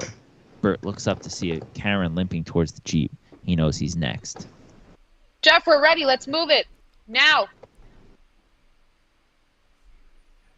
Exterior cabin day. Jeff exits with a packed bag. Other bags are on the porch. Karen limps to the passenger side door with Paula and Marcy's help. All right, put her in the back. I don't think we should sit next to her, man. Then put her in the front. I'm not driving with her next to me. I'm driving. Jeff shoots Bert a look. Fine. Jeff opens the front door. He covers the seat with trash bags. Karen stops before stepping in the car. Okay? What is it? Karen waves her hand in front of her face. She leans to step into the car when, splat, she begins to violently cough blood all over the shotgun side of the car. Paula and Marcy instinctively let go. Karen leans against the Jeep for support, then crashes to the ground. Paula and Marcy grab Karen and lie her down. Bert runs around to see her. Jeff throws up beside the cabin. Blood flows from Karen's Holy mouth. Fuck! Karen. Oh God, she's gonna die. We've got to get her to She's not town. going She's gonna anywhere. die. Come on, get in. Are you nuts? She just infected the whole car. Oh, I'll take my fucking chances. I'm gonna get a doctor and come right back. Who's coming? I'm not leaving Karen. I Bert. can't. You don't look so hot. The others look at Bert. He doesn't look so hot. Black and blue spots are forming on his arms. Yeah, well, I don't feel so hot either. And the longer we sit here arguing, the more she fucking rots. Just how sick are you, Bert? Yeah. Did that old guy fucking touch you? This is horse shit. No, it's fucking Brad. Bert starts up the engine. Well, did he or didn't he? Bert takes off in the Jeep. Jeff steps back. Paula and Marcy sit by Karen. I think we should move her back to the shed. Fuck that. Put her down and don't touch her. What the fuck is wrong with you, Jeff? You're fucking What's wrong sick. with me? What's wrong with you? I'm sorry, Marcy, as much as I like Karen, I don't want to rot like a fucking pumpkin. Jeff goes inside. Interior kitchen day. Exterior cabin day. What the fuck was that? Nothing happens there? Just an interior? What happened there? Exterior. That didn't happen. I don't know what you mean. Exterior cabin day. Paula and Marcy slide Karen into the mattress. Blood spills out of Karen's mouth. Oh God, Don't she's move bleeding her. again. Paula dashes off to the cabin. She bumps into Jeff in the living room. Jeff is on his way Going out. somewhere? Anywhere but here. Paula grabs a handful of paper towels. She runs outside past Jeff. Exterior cabin day. Paula begins to blot the blood around Karen's face. Karen, come here, Tom. Paula and Marcy clean up Karen's face. Jeff walks past them towards the woods without saying a word. And where the fuck do you Let think him you're go. going? Jeff! Marcy stands up. She starts towards Jeff. Hey, don't come near me. I told you not to touch her. I don't want to get sick. I don't Drink. want any of us to get sick. But you Drink fucking fuckers insist on moving her, and now she's bleeding all over both of you. So you two can fucking rot. Not me. No fucking way. Not me. Jeff walks off into the woods. Marcy is almost in tears. Fucking asshole! Come on, lift! Marcy lifts up the mattress with Paula. They carry Karen back to the tool shed. Interior shed day. We should throw out Karen's bloody shit. Pack the rest of her stuff in trash bags. Marcy nods. They walk back inside.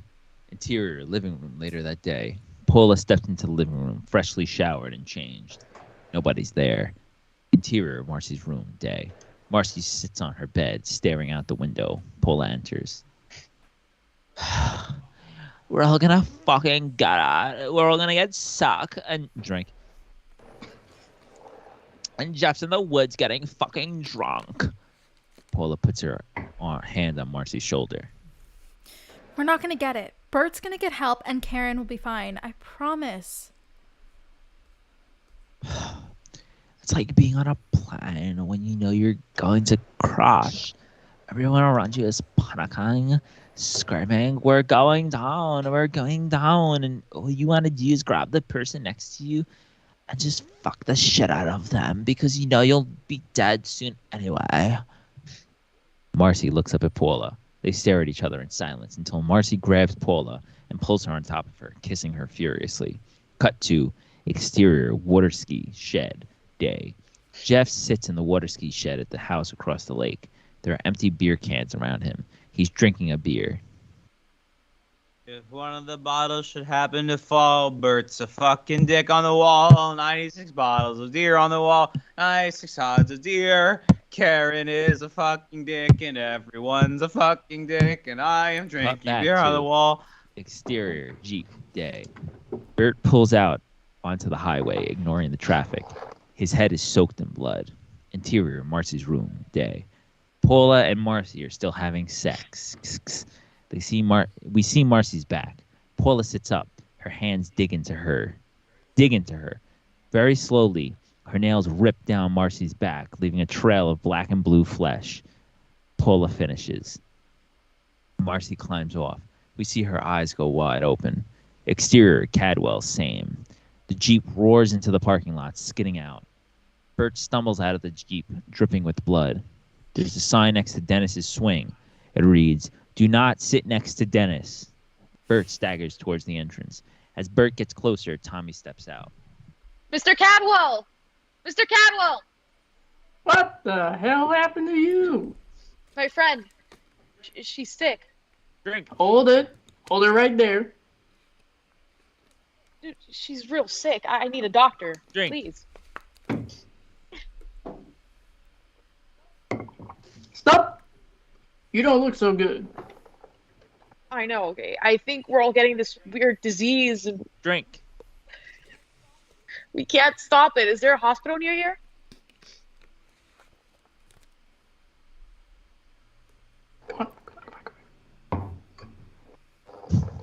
A hospital, a doctor or something?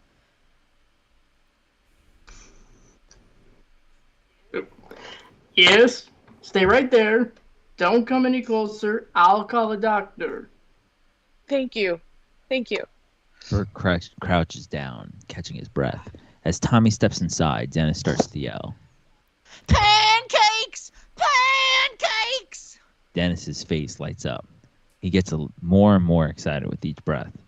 Pancakes! Pancakes! Dennis charges after Bert's pus-ridden hand. Tommy turns to see Dennis charging at him. Bert starts to run, but he's not quick enough. Now, Dennis, I told you to stay on the swing. Dennis? No pancakes! No pancakes! Dennis jumps on Bert and chomp! He sinks his teeth into Bert's infected hands. Ah!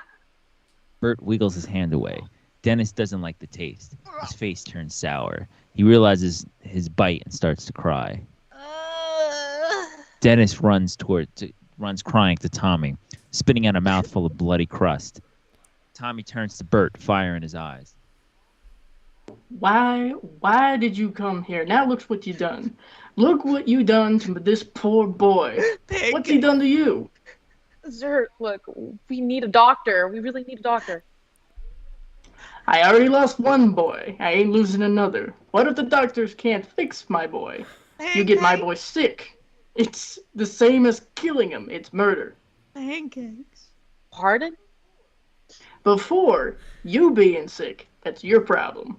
Now Dennis is sick. That's my problem. Then I get sick. That's Lucille's problem. We gotta stop the problem right now. Bert starts to back away, stumbling towards the Jeep. Fenster, rifle. Bert gets in the Jeep and starts to drive back towards the mountain. A moment later, Fenster lumbers out with the rifle.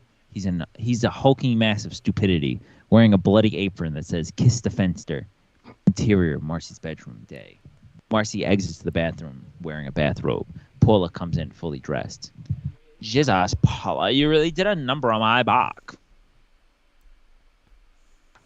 I'm gonna find Jeff. Then we're walking. And what I about can't wait for Bert? him. I have to get out of here now. Paula, what about Karan? Para? Paula leaves. Ugh, why do I always jerk off so many jerk-offs? Interior, Tommy's truck, day. Tommy drives. Fenster sits in the middle, next to Andy, a tall, lanky man who holds a shotgun in his hand. Andy leans out the window. His mouth is filled with sunflower seeds. He takes a shot at Bert in the Jeep, but it misses. Oh, missed him. Andy stuffs more sunflower seeds in his mouth. Exterior, woods, day. Paula hikes through the woods looking for Jeff. She holds the rifle ready to shoot. Paula comes to the beach. Jeff is nowhere to be found. Paula sees the house across the lake. She begins to walk on a path around the lake. Interior, bathroom, day. Marcy drops her towel and looks in the mirror. She has a noticeable bush growing. Ugh, Mama needs her weeds whacked. She takes a razor and begins to shave. Exterior, mountain road, day. The Jeep roars up a rocky path, but then sputters out. Bert frantically tries to start the Jeep, but it won't move. The car sits in the middle of the road, blocking all traffic.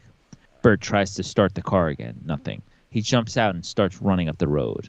Interior, Marcy's bathroom, day. Close on the razor. Marcy's now shaving her legs. As she does, the razor takes away pieces of skin. Marcy doesn't notice. Exterior, reservoir, day. Paula walks along the path in the woods looking for Jeff. Her foot snags on a pipe buried under some leaves. She follows the pipe to the reservoir, which is hidden in the woods. At the edge of the water, she sees the hermit face down in the water. Oh! Her eyes go wide as she turns to see a sign that reads, Reservoir.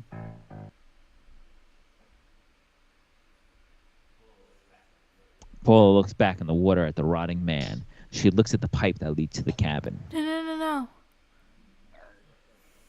She starts Jeff! running. Wherever you are, don't drink the water. It's the water. Don't drink the fucking water. Exterior, mountains, day. Boom! Boom! Gunshot. Andy looks through his scope and spits a few seeds.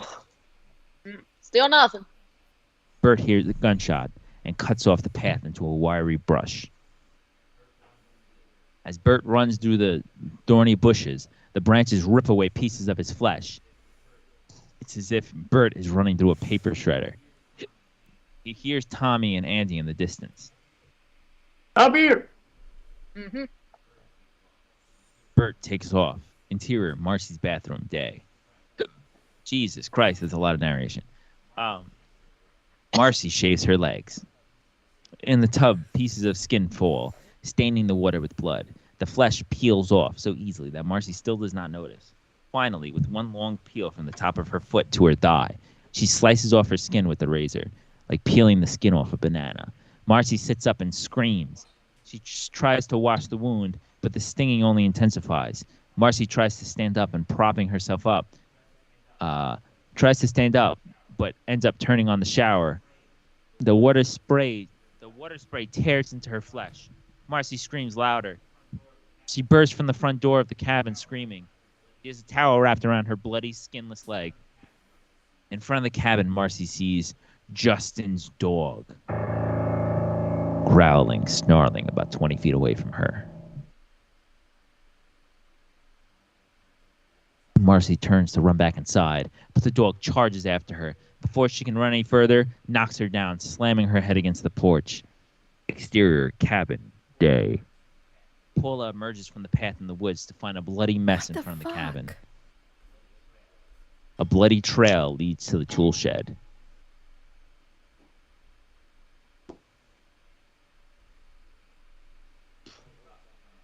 Paula drops the gun on the ground, stunned. She sees Marcy's body ripped to shreds. Fuck. She turns and sees a bloody trail coming from the shed. She realizes that she may be the last survivor. She barges into the cabin and begins rummaging through her belongings, throwing a bag together. She grabs the rifle, a bag of chips, and a flashlight. Paula opens the door to find Bert on the porch, lying in a bloody Bert. heap. They're coming for you. Who? They're gonna The kill you. deputy? Oh, that guy, the rednecks from the store. Paula looks into the woods. She doesn't see anything yet. She drags Bert inside the cabin. Interior cabin, dusk. Paula hurls the furniture out on the way. She rips out a kitchen drawer and dumps a collection of knives on the table. Paula grabs a screwdriver from a drawer. Exterior woods, dusk. Tommy, Andy, and Fenster slowly amble up the mountain. They seem to be in no particular hurry. You can't be too far. Let's see what his friends are up to. They make their way out of the woods, followed by Fenster. They see blood and guts splayed across the front lawn. I knew these kids were trouble the minute they stole from Cad. Good God. They's doing sacrifices or something. This ain't Christian-like. Exterior, cabin porch, evening. Andy raises the shotgun, as the three men step onto the porch. Tommy and Fenster stand close behind. Fenster crouches down to one side of the door, Tommy to the other. Tommy knocks on the door and steps back. No answer. He knocks again. Still no answer. On 3. Tommy gives Andy the signals. 1, 2, 3. Interior, cabin, evening. Andy kicks open the door to find Bert sitting in a chair facing him, holding the .22 rifle. Good night, fucker. Bert fires a shot, but it misses. Blam! Andy blows off Bert's head Got him. and steps inside when, whack! From behind the door, Paula swings the screwdriver into Andy's face. Andy drops the shotgun and spits blood and sunflower seeds everywhere. Tommy sticks his hand inside with the pistol raised. He looks up to see Paula breathing heavily, a look of total desperation on her face. She hurls several kitchen knives at Tommy, one of which sticks in Tommy's neck. Tommy drops to the ground and pulls out the knife, spilling blood everywhere. He crawls outside. Paula makes a run for it. Exterior, woods, clearing, later that night. Paula wanders through the trees and finds a party in the middle of the woods. Sitting on a tree stump, drinking beer and clapping along with the music is Deputy Wilson. One kid in his late teens plays an acoustic guitar. Next to him, another teen plays a harmonica. A couple kisses in a sleeping bag, while another couple lay in each other's arms. They're all singing 1950s campfire songs. Making my way downtown. Walking fast. This band, I'm homebound. Can't sing the bands because of copyright. Paula wanders out of the woods and into the light of the fire. She is soaked head to toe in blood. Guitar man stops playing. Harmonica guy continues softly. Holy smoke, son. What in tarnation happened to The you? tow truck. What happened to the tow truck, Winston? You told me you'd take care of it. Hey, you're the party woman. Oh, Lordy, am I sorry? I am really, really sorry. Would you believe it? The mechanic had car trouble. He got stuck. I had to send a tow truck to get his tow truck. You look like you need a hand. ride would be good. No problem. I got the truck tonight. Come on. Winston gets up when, crack, his walkie-talkie goes off. Winston. Winston, do you copy? I copy. Sir, go ahead. Winston, you broken up that underage drinking party near Pine Bear Pass yet? That's a negative, sir. I have not yet found the underage band of drinkers. I think I hear some music, though. I'm moving due west. Then, forget about that, okay? We got way bigger problems. Some kids up in a cabin are on a killing spree. Got 2, possibly 3 casualties already. They're armed and hostile. Don't go anywhere near them. They have some skin disease that'll eat you alive. So if you see them, do not hesitate to shoot them on sight.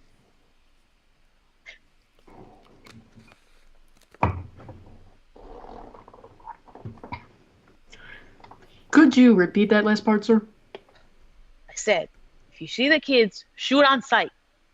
I want you to head up to the cabin and wait for us. We're on our way over. Yes, sir. Then I'll shut down the party. Winston puts down the walkie-talkie. Nobody moves. Guitar Man stands up. So, how about that ride, Winston? Are you nuts? Shoot him. I can't. Why not? You're the sheriff. Shoot him. The gun's in my truck. Paula moves towards the fire. Everyone backs away. Guitar Man raises his guitar Get threateningly. out of my way. I need to get to town. Come on, Winston. Protect us. Back Kill her. off, pal. No, sirree, Bob. You ain't going nowhere. Paula continues towards the Guitar Man, who blocks the path back to the road. Hey, come on, guys, please. And alright, no roughhousing. We can still party. Paula charges at Guitar Man. Guitar Man swings his guitar at her. Paula ducks, and the guitar swings around and smashes Harmonica Man in the face. Paula tackles Guitar Man, whose head hits a rock. Guitar Man is knocked out cold. She sees Winston nervously loading a rifle and picks up Andy's rifle. She points it at Winston. Great party, Winston. Don't come any closer. You are evil, and I will fire No, if you attacked. don't want to do that, Winston. You're a good deputy. Hell, someday you may even become sheriff. I have no problem with that. Your friends, they gave me trouble, so I had to take care of that problem. What I need now is a doctor. I would like to help you, but I have orders to kill you're you. going to be in a lot of trouble when the sheriff finds out you were at this party. Drinking with underage fucking people. So let's make a deal. You go look for me at the cabin, and I go look for a doctor. Take the path. There's a shortcut. It's the fastest way down. Winston. And don't touch anything at that cabin. It's all infected. You hear me? Winston nods. Paula starts running down the path. Feel better. Winston jumps in the truck and starts driving up the mountain. Exterior path, night. Paula scrambles through the brush. She sees the light of the hospital ahead. She drops to her knees, a tear in her eye. Before she can get up, she coughs and sees some blood. She faints. Interior, clinic, night. Paula lies on a bed, seemingly unconscious. The two doctors stand over her. Next to the doctors stand the sheriff. He's a no-bullshit guy. It appears to be a few hours later. Paula looks at her stomach, which is now totally infected. The doctors and the sheriff wear masks and gloves, as if they are about to operate. Paula slowly comes to. Stop it. It ain't Karen. Hey, Mia, it's okay. You're okay now. Oh, we just need you to start from the beginning.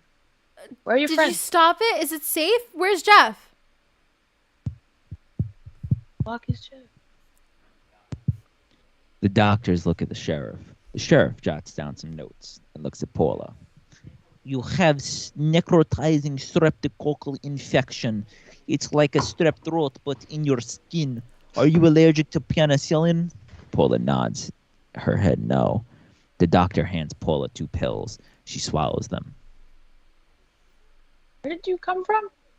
How did everybody get sick? Everybody's dead. Even that guy. Oh, shit, That drink. guy who played asteroids, I saw his legs. They were broken off.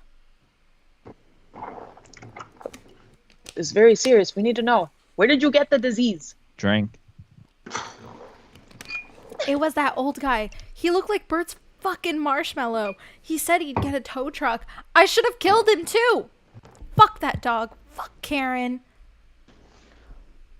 The sheriff leaves the room with the two doctors. They talk amongst themselves and watch Paula. Interior admitting room night. The doctors drink coffee with the sheriff. He says there's more than one. It means there's probably 2 or 3. We got men on their way up to take care of him now. She has chance of surviving if we can get her to Cook County. But we need to put her in your car. We have to move now. You saw what happened to that boy. Está loco. I don't want to stay in a car with her. Do you? We are not equipped to handle a situation like this. The strap's ripping right through her. She's got hours to live. Well, can you at least get me a mask or something? Yes, we have. Fine, just put her in my car. I'll take care of it. Interior Paula's hospital. Room night. Paula lies in the bed, coughing and bleeding. Fade out. Exterior water ski shed the next morning. The lock on the door rattles. Suddenly, Jeff stumbles out with a dozen beer cans falling out with him. Jeff stands up, then falls over, still a bit drunk and extremely hungover. Jeff walks over to the lake and dunks his head in. He pulls up, shivering. He walks to the cabin and looks around. He sees Bert's corpse in the living room. Holy shit. He opens the door to Marcy's room. It's empty. Then he checks around the other rooms in the cabin. They too are empty. He drops to his knees in the living room floor, crying. They're dead. They're all dead. And I made it. I fucking made it. Exterior cabin day. Jeff exits the cabin, screaming with the beer in his hand. I made it. I made it. Boom! All of a sudden, Jeff is shot to pieces. 5 deputies in protective gear blast the shit out of Jeff. Sir, I don't think he was. The sheriff shoots him a look and he shuts up. Dissolve to. Exterior Cadwell's day. The officers pull into the parking lot. A few health officials hand out flyers about the virus to passerbys. Old man Cadwell steps onto the porch. Dennis's swing is notably empty. The sign reads, "Do not sit next to Dennis," except Dennis's name is scratched out. Howdy, boys. Tough morning. Tell me about it. Look, Mr. Cadwell, you have some health people. They'll be coming by to ask you a few questions. They want to know about those kids. Cadwell nods. They were out of control up there, but we took care of them. 2 kids from the stream are now selling lemonade out of their cooler. Any signs of Tommy and Andy yet? Lemonade, mister? Oh, well, thank you, Mio. Don't That's mind if I do. 5 cents. That's 5 cents. Smart kids. Man, they must take after their old viejo. They're all just stealing my customers, that's all. The sheriff sips lemonade. Ooh, this is some mighty fine lemonade. Come on, boys. Grab yourselves a cup. It's on me. The deputies promptly do. A car pulls into the parking lot. 3 foxy women get out of the car. They enter the store. Cadwell follows them in. Interior Cadwell's day. Cadwell walks behind the counter. One of the women browses the back of the store. The others approach the counter. Good day, foxy ladies. Good day. Cadwell turns around to grab the rifle off the wall. He turns to the woman and hands it to her. Here you go, honey. All polished and everything. Looks pretty nice, huh? The women come to the counter and smile. One of them gives Cadwell a kiss on the cheek. Morning, sweetness. Good morning, Carla. Got your paper right here. Cadwell hands Carla a newspaper. All right. Well, thank you very much, Mr. Cadwell. As the group walks out, a trucker that was in the store earlier leaves. He jumps in his truck and drives down the highway, off into the distance. Cut to interior strip joint. Later that night, in a smoky strip joint, 3 girls dance on a stage. We move in closer to the back of a customer. A girl gives him a table dance. A table dance?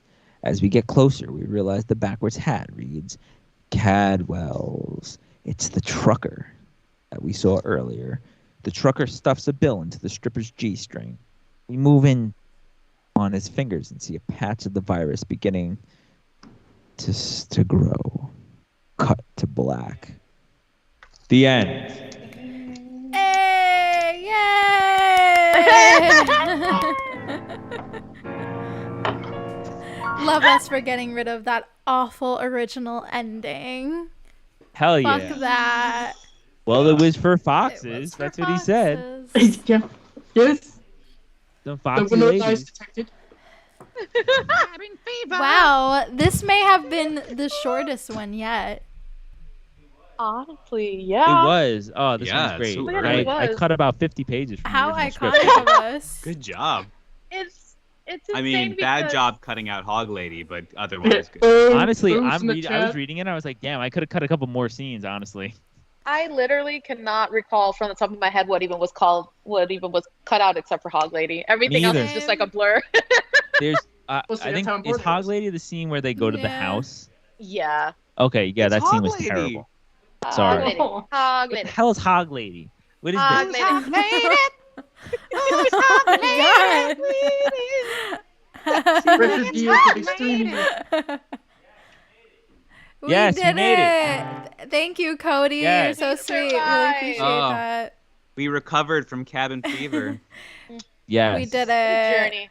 I ran out of Wow. my alcoholic beverage towards the Me end. too. I only missed 2 So I sick. missed a few sick, but sorry.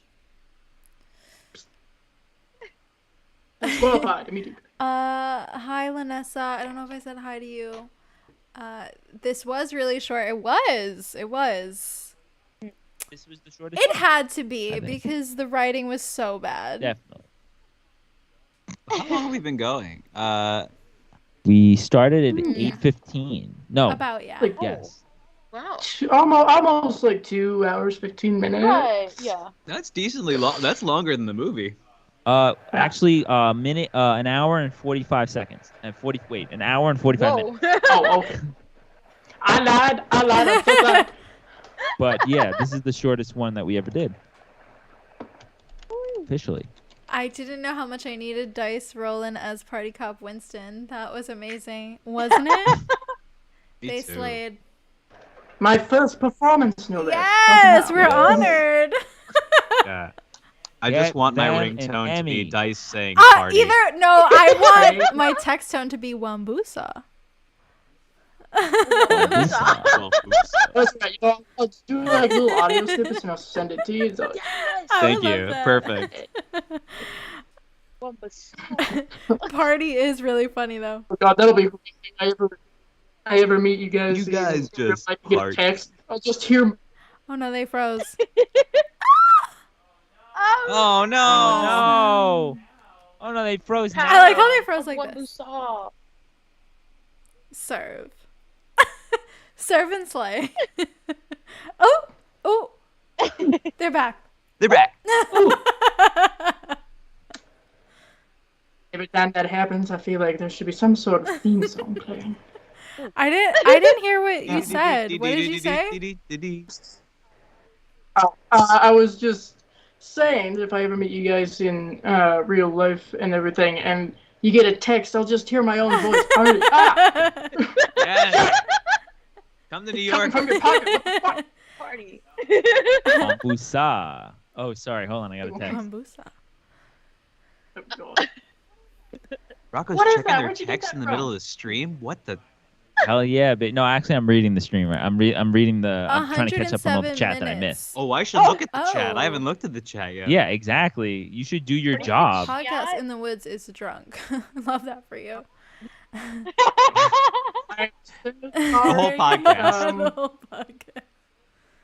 If Gabby is not with you right now or watching along with you, then I'm sure she'll be having some questions later on. So Sean Blue Digital says Cabin Fever is still my favorite Roth film and probably always will be. Yeah, it's probably my favorite too. Yeah. Honestly, I Party is one of his Yeah. best. Yeah.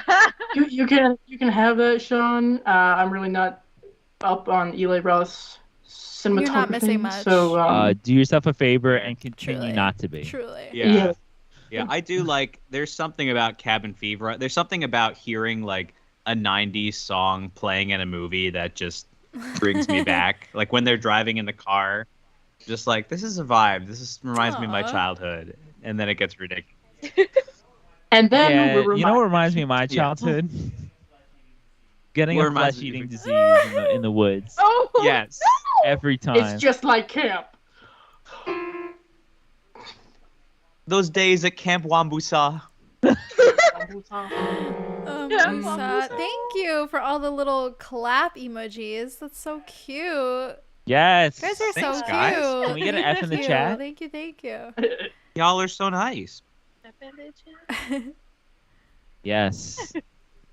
I'll just use this as a demo reel in case I ever want to try to do some serious acting. Yeah.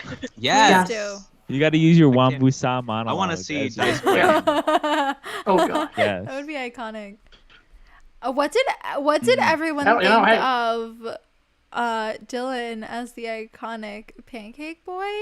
Because I was having Oh, a lot of Devin. questions about who's playing the pancake boy. Okay, I gotta say, Dylan, incredible, like, off the cuff Oh, improv yeah. there. Just throwing in I some loved it. pancakes at the end. I was like Really- losing my mind. Really played in the space. You know, Dennis is just like a very emotionally Yes. rich character, and I He just has a lot to say. There's a lot of meat. yeah, there was Very times when I driven. just like sometimes you just gotta relax and like let Dennis He's very take over. complex. So Well, you gotta He's let very- Dennis tell you what to do, you know? Oh my god, Lev just scared the shit out of me. Lev, What's up, what the Lev? fuck? Dennis spoke through you. Dennis really You just know, like it's came just- through. let's just play in the space. Let's I just think see what tomorrow happens. morning for breakfast I will be having pancakes in Dylan's honor. You should have to, yeah, you should have some pancakes. This is a- I make very good pancakes. Stop. I haven't had them yet. Why do you keep flexing and not making them for me? We gotta do like a homemade brunch. We've done like brunch. We need We that. gotta do like a You've home done brunch. Yeah. Make some I mimosas. would love that. Let's do it. Ooh.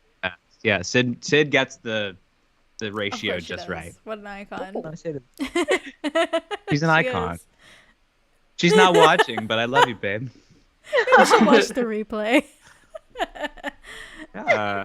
Should just watch the end, just that one part. That's it. Thanks, Dee. We love you guys. That's so sweet. Thanks, Dee. Hi, Dee. My other Thanks to everybody who was yeah, here, so by the many way. new people. Yeah. bunch of Thanks new for being faces. here. Medusa Sunshine is a new one. Thanks for being here. A couple people Medusa. here. Ooh. Thanks for being here. My other half says she loves your streams and thanks for doing them. Oh, thank you. That's so sweet. I'm just a glorified translator. You're a glorious translator, I think you mean. Yeah. Glorified. If you're doing that shit live, shit. Better than I Dylan can nailed do. the pancake boy. I Say hi to was the curious about who was playing Dennis, but it was perfect. thank you. Pancakes. Yeah, it was good. Oh, thank you. I'm sure my neighbors enjoyed it a lot. We love pancakes. Maybe they're just like, wow, my neighbor's really passionate about pancakes.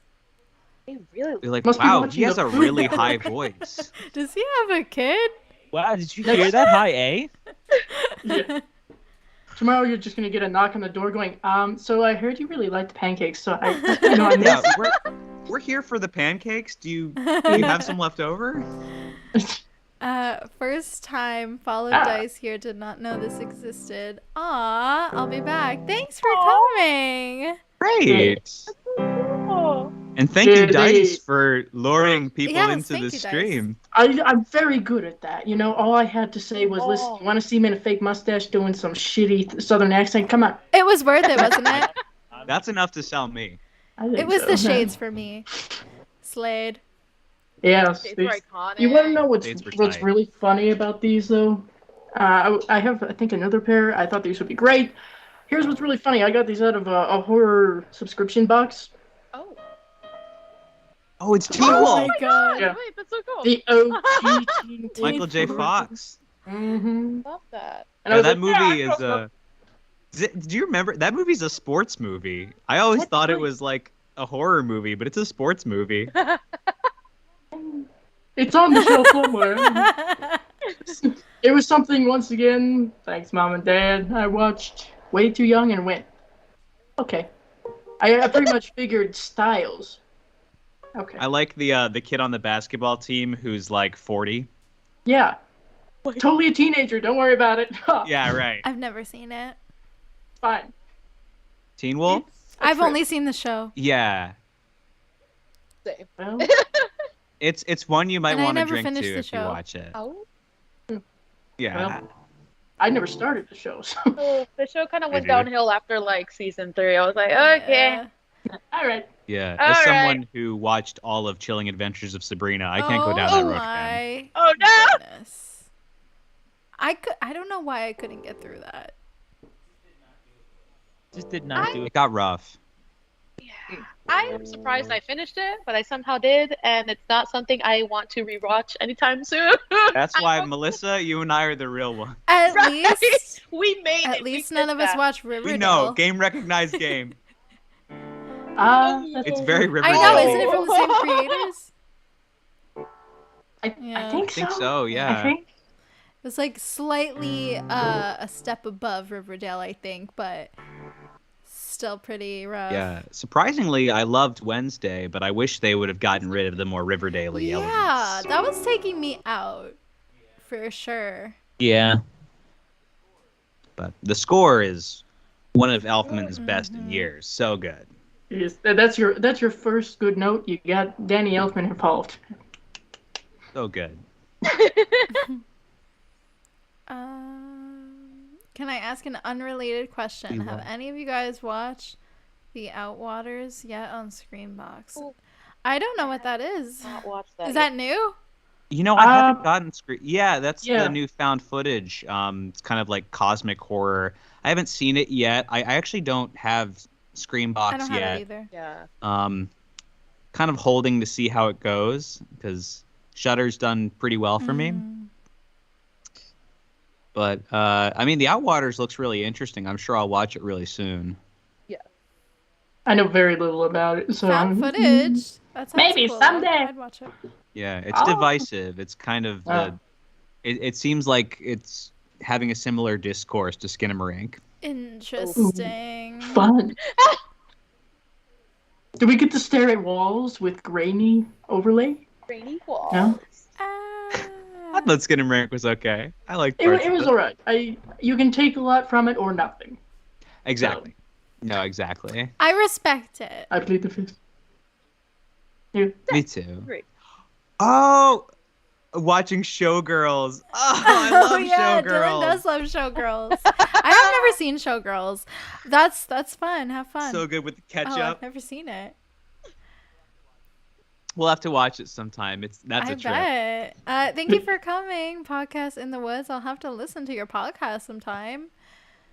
Yeah. Brown rice with chicken and vegetables. Enjoy. That sounds interesting. Boomer, who is one of Or just the lovely vegetables. individuals in charge of Podcast in the Woods, Boomer and Oh. Gabby, they had invited me on for an episode. So you find the one called Demon Wind, and that's what we talk about. I picked Yes. that off the list. Cool. I want to hear you talk about Demon Wind.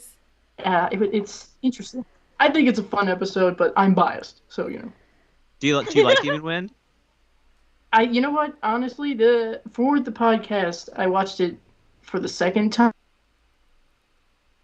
They froze.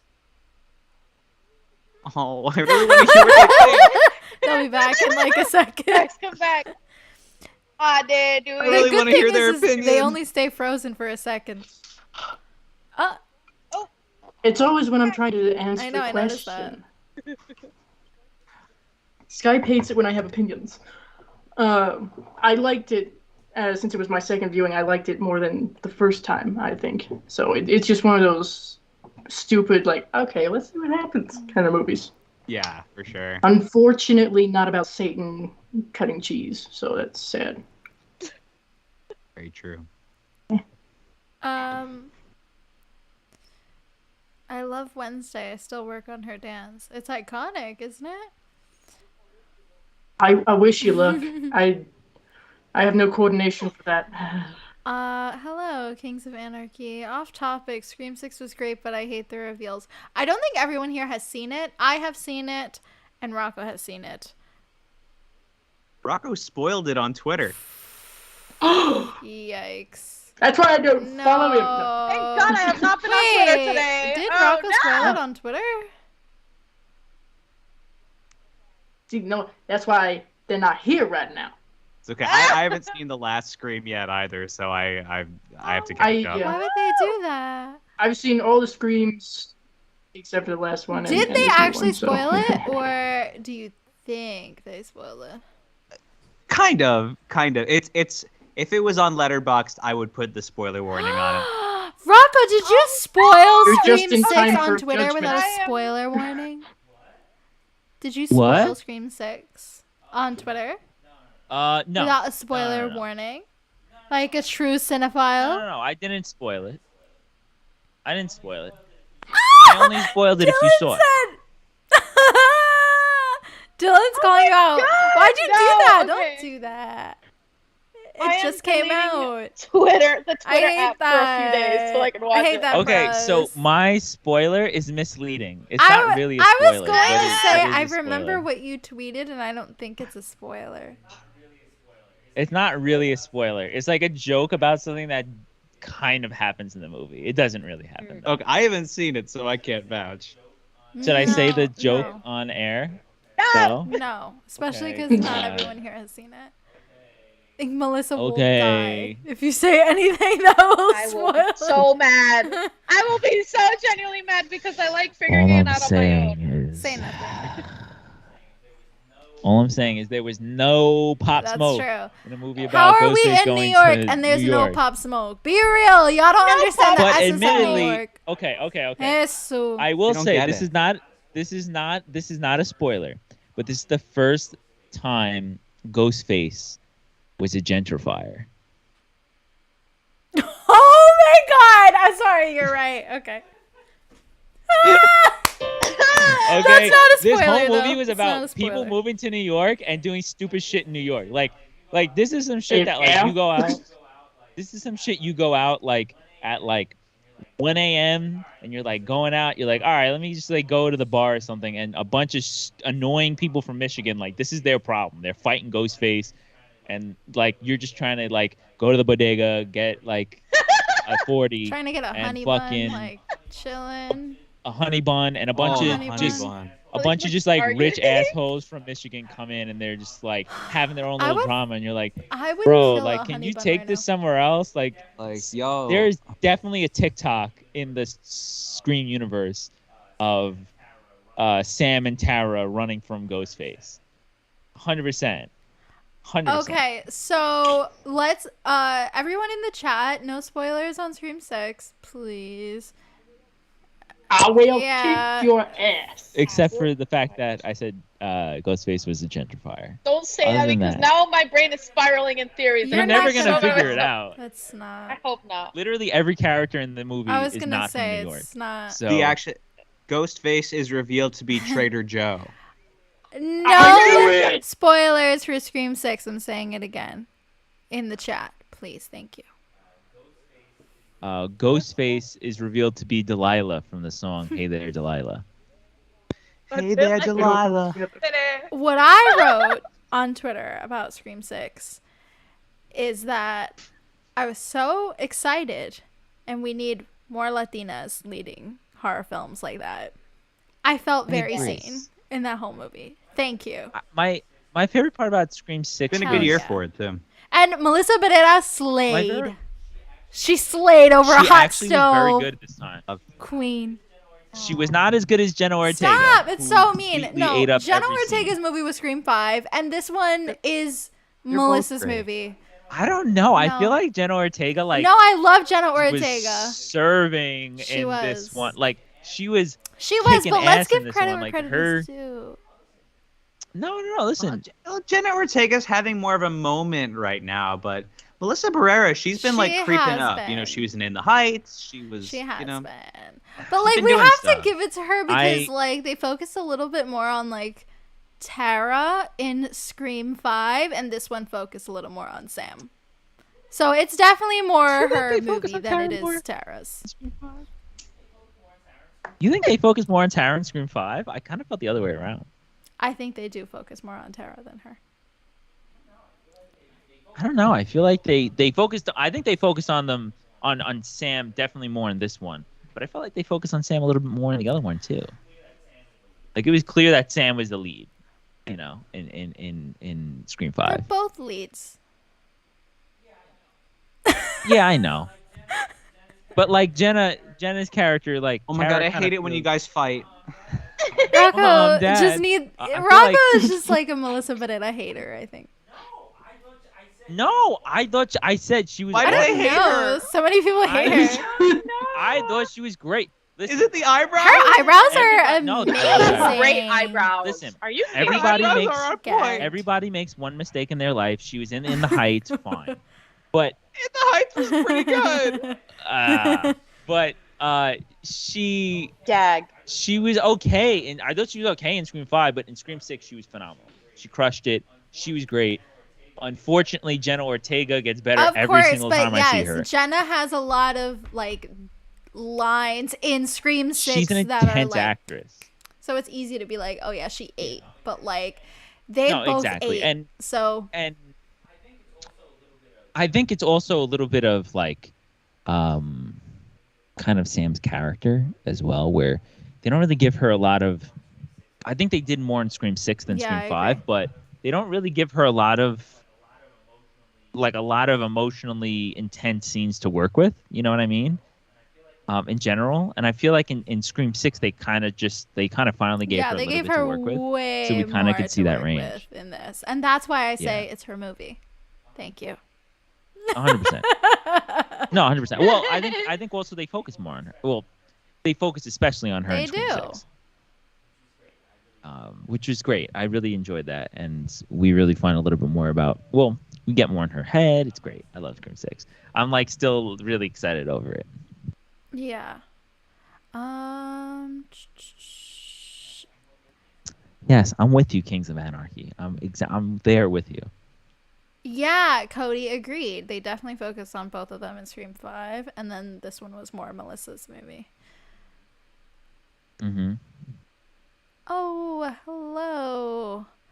Moose. Anonymous. Hello. Yes. Yeah, you can catch the Great replay. name. She wants to be anonymous. No notification? Impossible. Any on Sleater YouTube. Kinney fans out there? Okay, yeah, so we said enough about Scream 6. We're not spoiling anything. I will have a review coming soon. Spoiler free, I think. Can't wait. Actually, I might do spoiler free section and then do spoilers at the end, like That's I have good. done in the past. Because there's a I think lot to that's good. talk about. Like a spoiler free video is almost pointless to me because there's so much meat to talk about in this one. Yeah. And Want them I think that the one thing I was most surprised about Scream 6 was there was actually a reason for the story. It didn't like I remember when I heard they were making another one, I was like, ugh, why? And like they actually had shit to talk about, which was fun. I like Also, that. we I love like that Hayden aspect. Panettiere. Oh, Queen. Thank God she's back. Oh, great. And you know what's funny? I really didn't care for her character in Scream 4 because I don't really Get like her. out! Sorry, Kirby is crucify so me. beloved! I think Scream Listen. 4 is mid. Ah, It looks nice! bad. It's not interesting. No. I'm sorry. Listen. I don't Rory think Kirby's Culkin? interesting. Leave Rory Rocco Culkin alone, slayed. it's fine. Okay, is Scream 4 as bad as Scream 3? No, sorry. But I don't like Scream 3. Have like their own charm. I actually don't Scream think- 4 and Scream 3 are more like I little don't guilty think the pleasures. Scream franchise has agree. any bad Yeah. movies. No, I don't think any of them are bad per se. But Scream 4 and Scream 3 are definitely at the bottom of Wow. my list. Interesting. Listen, I think Scream 3 would be at the bottom. That was the movie that I freaking Yeah, discovered Scream Rory 3. Culkin, and I owe that movie everything for it. He Oh. was an icon. He's so He good. was so good. Yeah, I think I'd say Scream 3 is probably the weakest, yeah. But Scream 3 had a really messed up production, so I get it. When I saw Kirby and Mindy together, I couldn't stop smiling. Yeah, they were iconic together on screen. Mindy's such a great character. I know. I like the core four. Let's not spoil anything. It's not spoiling. Let's start talking about Scream 6 because Rocco can't. Okay, control all right. himself. I'm sorry. I mean, that's not really a Rocco's spoiler going because off everyone's tonight. saying it on Twitter, but still. Rocco's like on one. Who's ready for Hi. Evil Dead Rise? Yeah, we're excited. I am, baby. Yes. It comes out in Yeah. April, right? Yeah. It does? It comes out in my It does. birth month. I get good You know- movies. You know what I love about Evil Dead? Is that there's nothing to that franchise. You can No. start over every time. And it's somehow still canon. It makes sense. Because they just So go, the book makes universes or something. I don't fucking know. Yeah, And the it- only and it makes one I really don't care for is Army of Darkness, and that has great moments. What? You didn't like. We watched all of them at work that time. Yeah, You we didn't like did. Army of Darkness? It's my least favorite. I still like it, but it's mean, not my favorite. I don't know. I guess I agree. I just have a silly. really like personal relationship with the Evil Dead movies. So like I like all of them in their own way. But I guess if I was gonna rewatch them, I probably would not rewatch Army of Darkness initially. How would you rank them? Just the core 3 movies, or like all No, of them? go all 4. With the series as well? Not ranking the Ash series versus Evil seasons, Dead. Yeah, good but point. like ranking the series as a movie, basically. Nah, let's do the 4 movies. Okay. I'm gonna say Evil Dead 1. Fuck, that's hard. You Oh, put 1 shit. first. Interesting. Yeah, no, 100%. But not because I think it's a superior movie, but because I just like love that movie. Fair. Maybe 1, the remake. 2, 3. I don't know. I can't even like say that. Like, I feel like 1, the remake, and 2 are like equal to me. Yeah. You know, like, and then 3. Like, Yeah, I agree. Okay. sorry, we went No, on a that's very big okay. rant. What about you guys? Yeah. Do you like Evil Dead? Are you excited for Yeah, Evil I'm Dead? excited for it. Yeah, I like it a lot. It's fun. Not why. Looks fun. Looks scary. Yeah. I hope they explore like the cliffhanger. Not in this movie, obviously we know they're not, but I hope they at some point explore the cliffhanger of Ash versus the Evil Dead. Oh my god. They got canceled before they could. You know, Cody, I have enough the same Ash ranking. on- Same exact ranking as you. Evil Dead 2, Oh, and that's a then good one, yeah. 2013, then the original, and then Army of Darkness. Yeah. I think I'd agree with that. I might put Evil Dead original over the remake, but yeah, I think otherwise I agree. I think Evil Dead 2 is obviously a better movie. Like, not even close. But like, just the first one, there's something about it that I just will never. I'll always be able to watch the first one Well, and it's, love it. it's great. There's something earnest about it that the second doesn't have because it goes kind of more comedy. I think I like the second better, but I The get what second you're is saying. definitely a better movie. The Like- first is a college try. Yeah. First is- Yeah. I mean, the first is start like with- you love it despite the fact it's a terrible movie. like let's be real. You know, like I just really love it though. Well, it shouldn't be good at all. So like the good It just parts are works. surprising. Yeah. I think that's why I like it most is because it really does. It works, but it's not. It doesn't work at the same time. It's an enigma. Contradiction. Exactly. Love the movie Enigma. What the fuck is Enigma? No. Lucio Fulci movie. Oh, what? Late period Fulci. Isn't I that don't on like I Shudder don't right really now? like Fulci. It is. It's very goofy Enigma. I think you should give Enigma a try because it's kind of like his Carrie ripoff. It's very I'm fun. down. Interesting. Very fun and funny. They really, by the way, not going to say anything else, but Scream 6 really came for Solis. When you see it, you'll know. Okay, and I'll send a message going, ah! Alarming. We need Jane Levy back in horror. If we do. Oh, honey, she's gone. She's gone another Yeah, way. Isn't she on like a sitcom now? Or something? Isn't it called like Yeah. Zoe's. I don't know. Yeah. Oh, the playlist thing. Is that still a thing? I don't know. That's like the last thing I saw her in. Only reason the remake in number 2 is I'm sorry. Only reason the remake is in number 2 is because Jane Levy did the damn thing as Mia. Yeah, she was really good. She slayed. Yeah. She's awesome. Yeah. So good. Okay, well we did it. We did. Snaps in the chat. Yes. Can I get an F in the chat if you enjoyed? Yeah, leave an F in the chat if you enjoyed this table scream. Okay. And if you didn't, why are you that still would be here? kind of weird. I would like to thank Queen Melissa for being great and wonderful. Love you. I would like to thank Dylan for being an icon. Love you. Love you. I would like to thank our special guest Dice for being an icon. Love you.